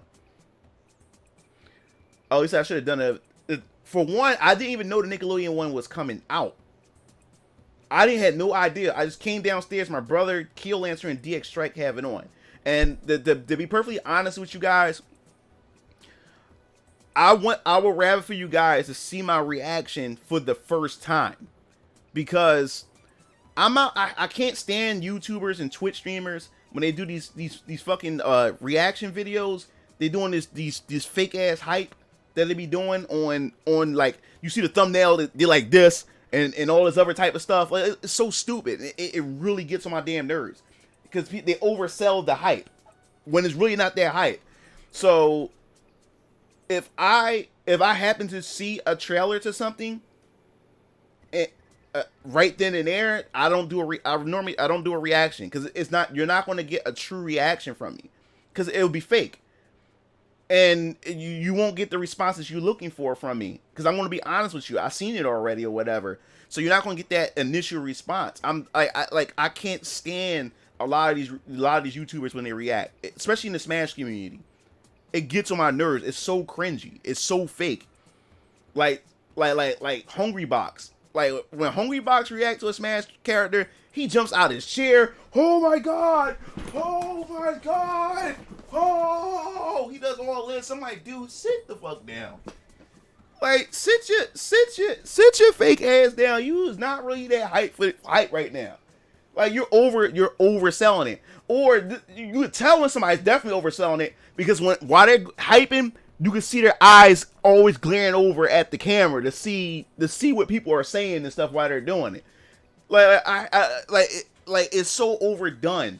So when you like for instance, when you saw me do the if you guys been around E3 when Smash Bros. Ultimate was first announced during E3, that was my real legitimate response. When Jump Force, before I realized it was garbage, if you go on my YouTube channel, type in Jump Force, you should be able to find that, or the E3 of that, or whatever like that. That was my real response. I was losing my mind. That was my initial response.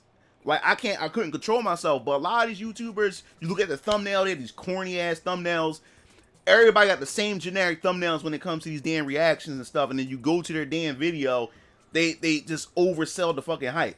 I can't stand that, man. I cannot stand that. And the moment when I see that the reaction is fake or they overselling it, I just turn the video off and move on to something else.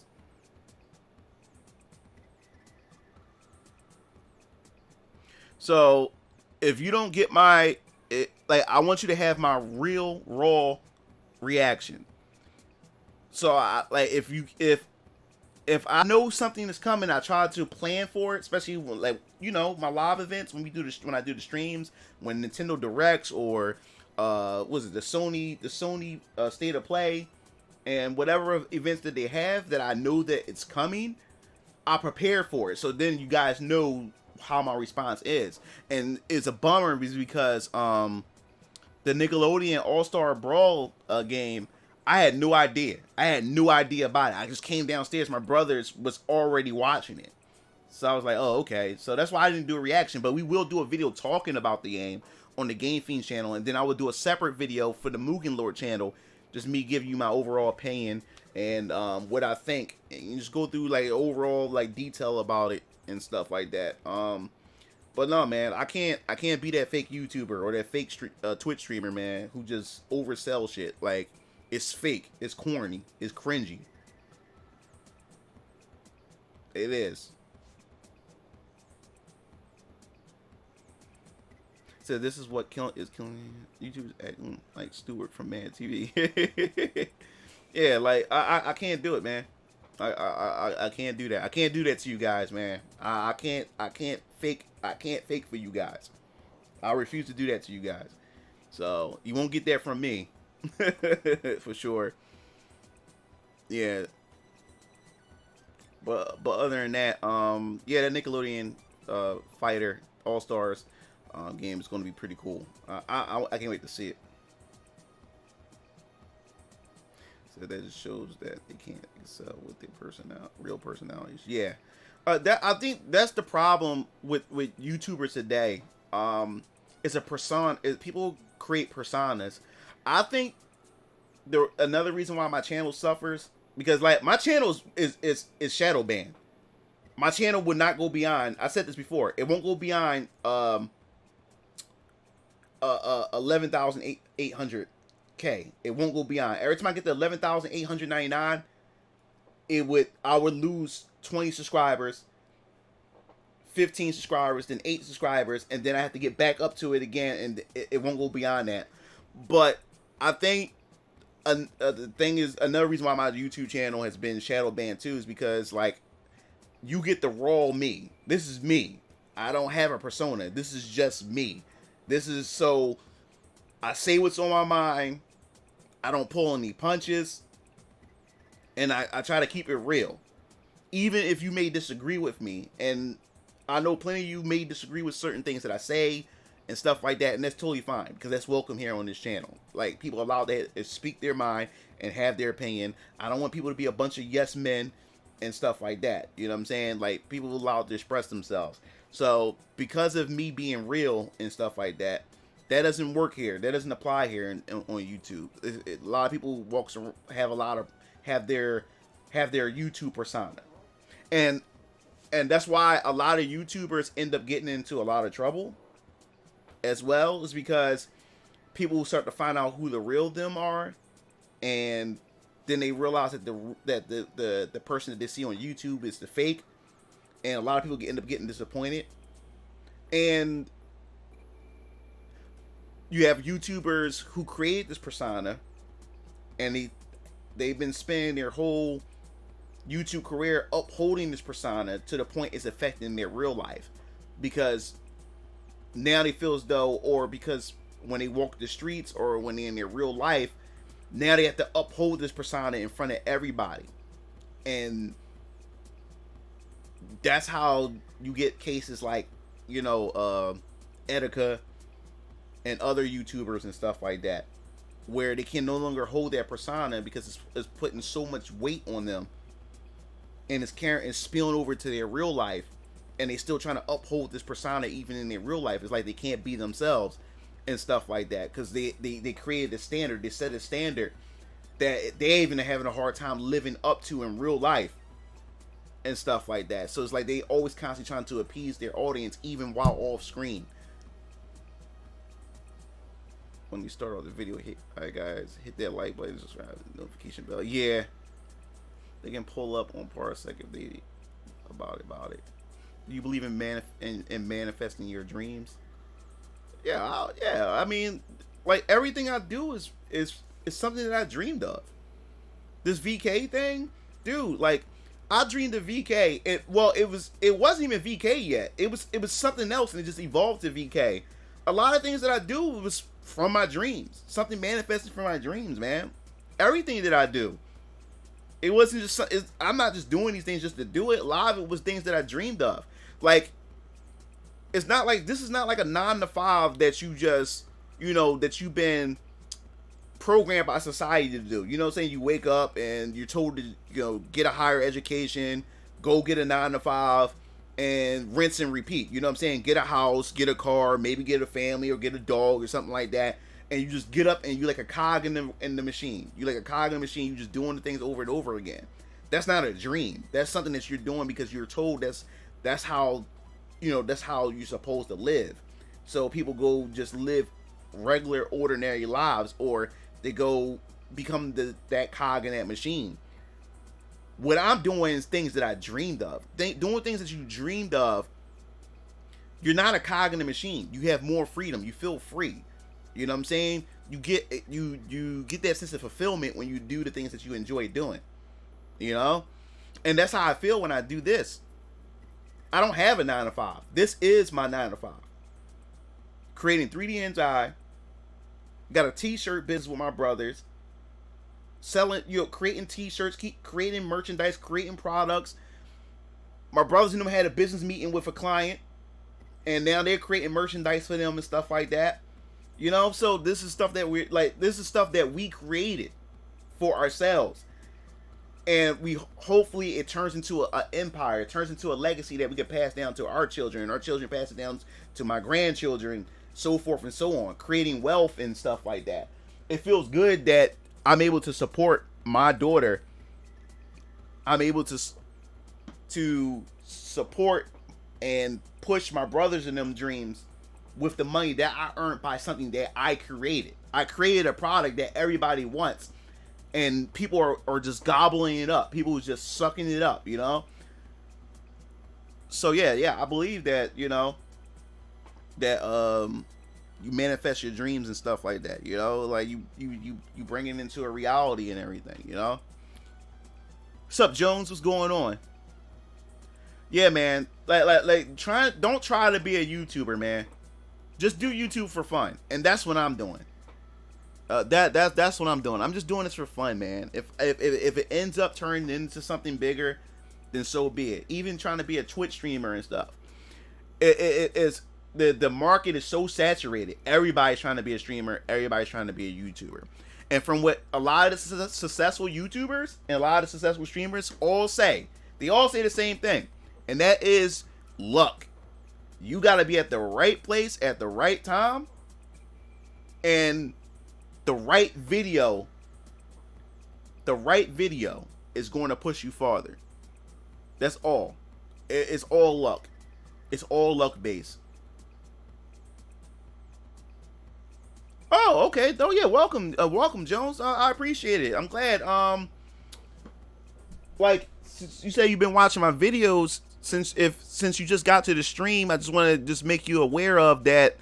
I don't really upload on this channel no more. This is my Mugenlure channel. I started a new channel called Game Fiends, which consists of me and my brother DX Strike and Keelancer.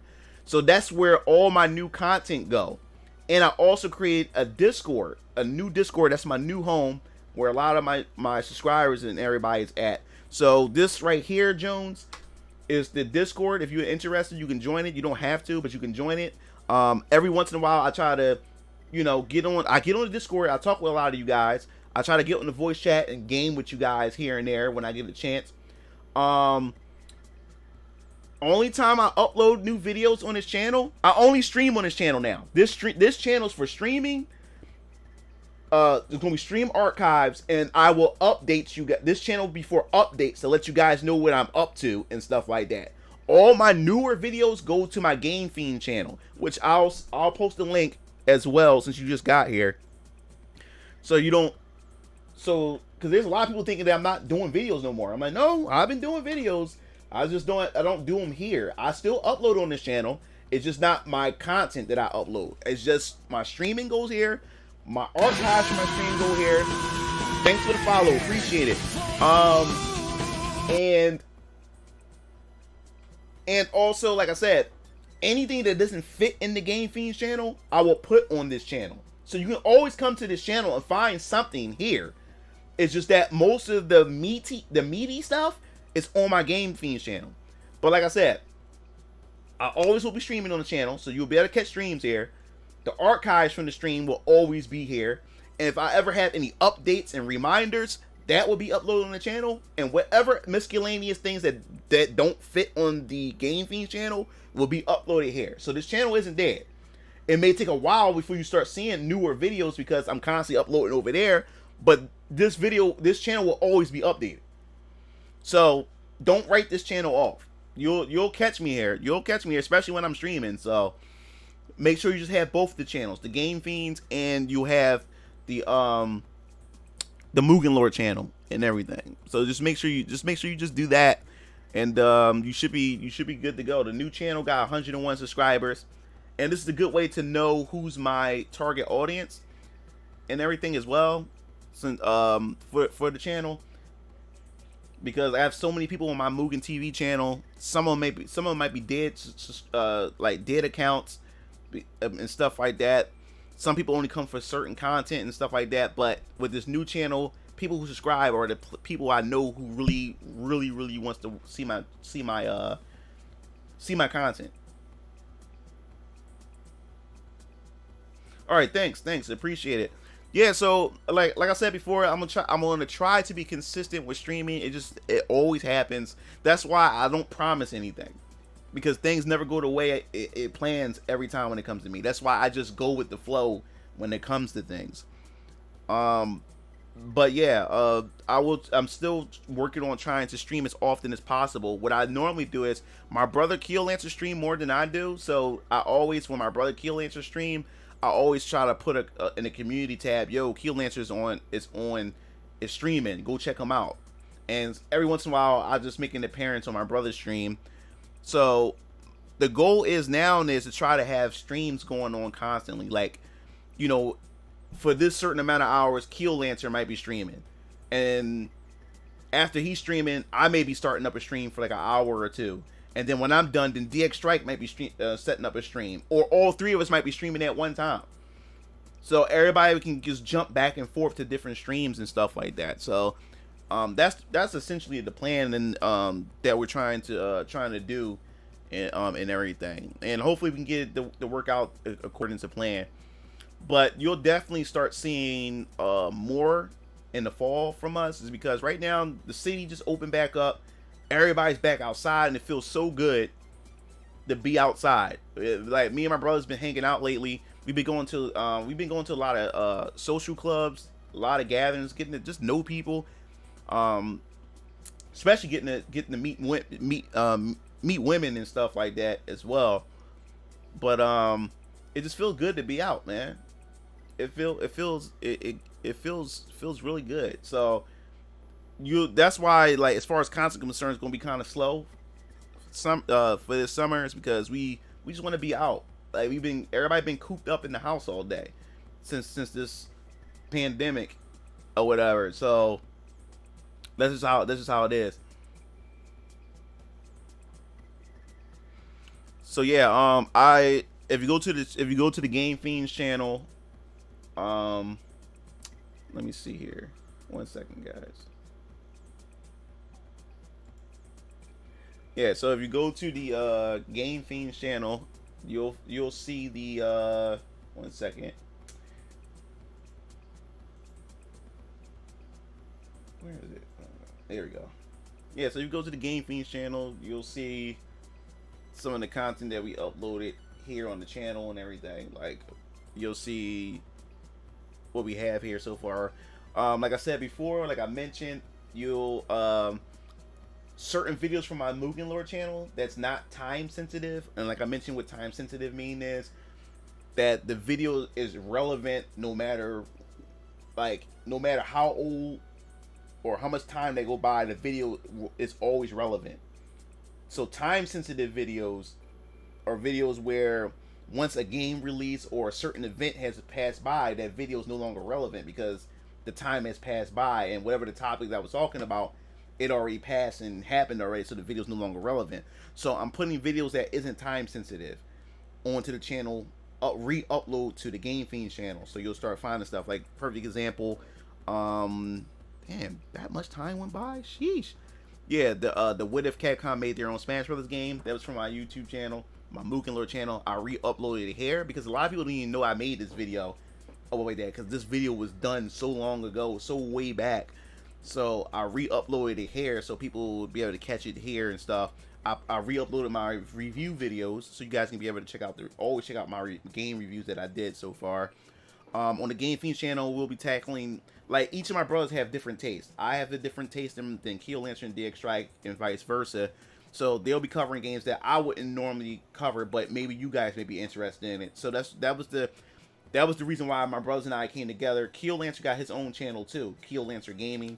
You get to check that channel out as well if you're interested in checking that out and everything.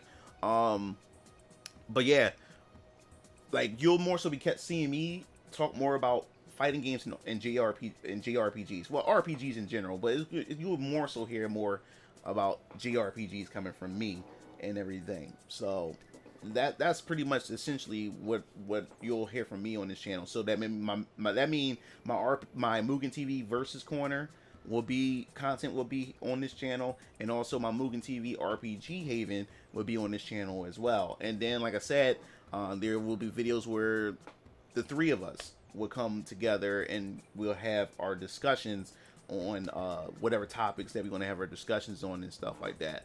And also my brother Keel Lancer, he loves anime. We all love anime, but Keel Lancer definitely like fiends on animes. So you'll definitely be hearing a lot of anime reviews or his opinions on some of the upcoming animes on the channel as well. So if you're into that, you can go check that out as well on the channel. So it has a variety. This is a gaming variety, a gaming and anime variety type of channel and stuff. So it covers all types of things. But I can't wait to actually get into like the full discussions on a lot of these topics that's coming up and everything. But yeah, man, like I just feel good, man. Just feel good doing this stuff. I really enjoy doing this stuff, and especially like I'm surrounded by my inspiration. I got my 3D hentai girl beauties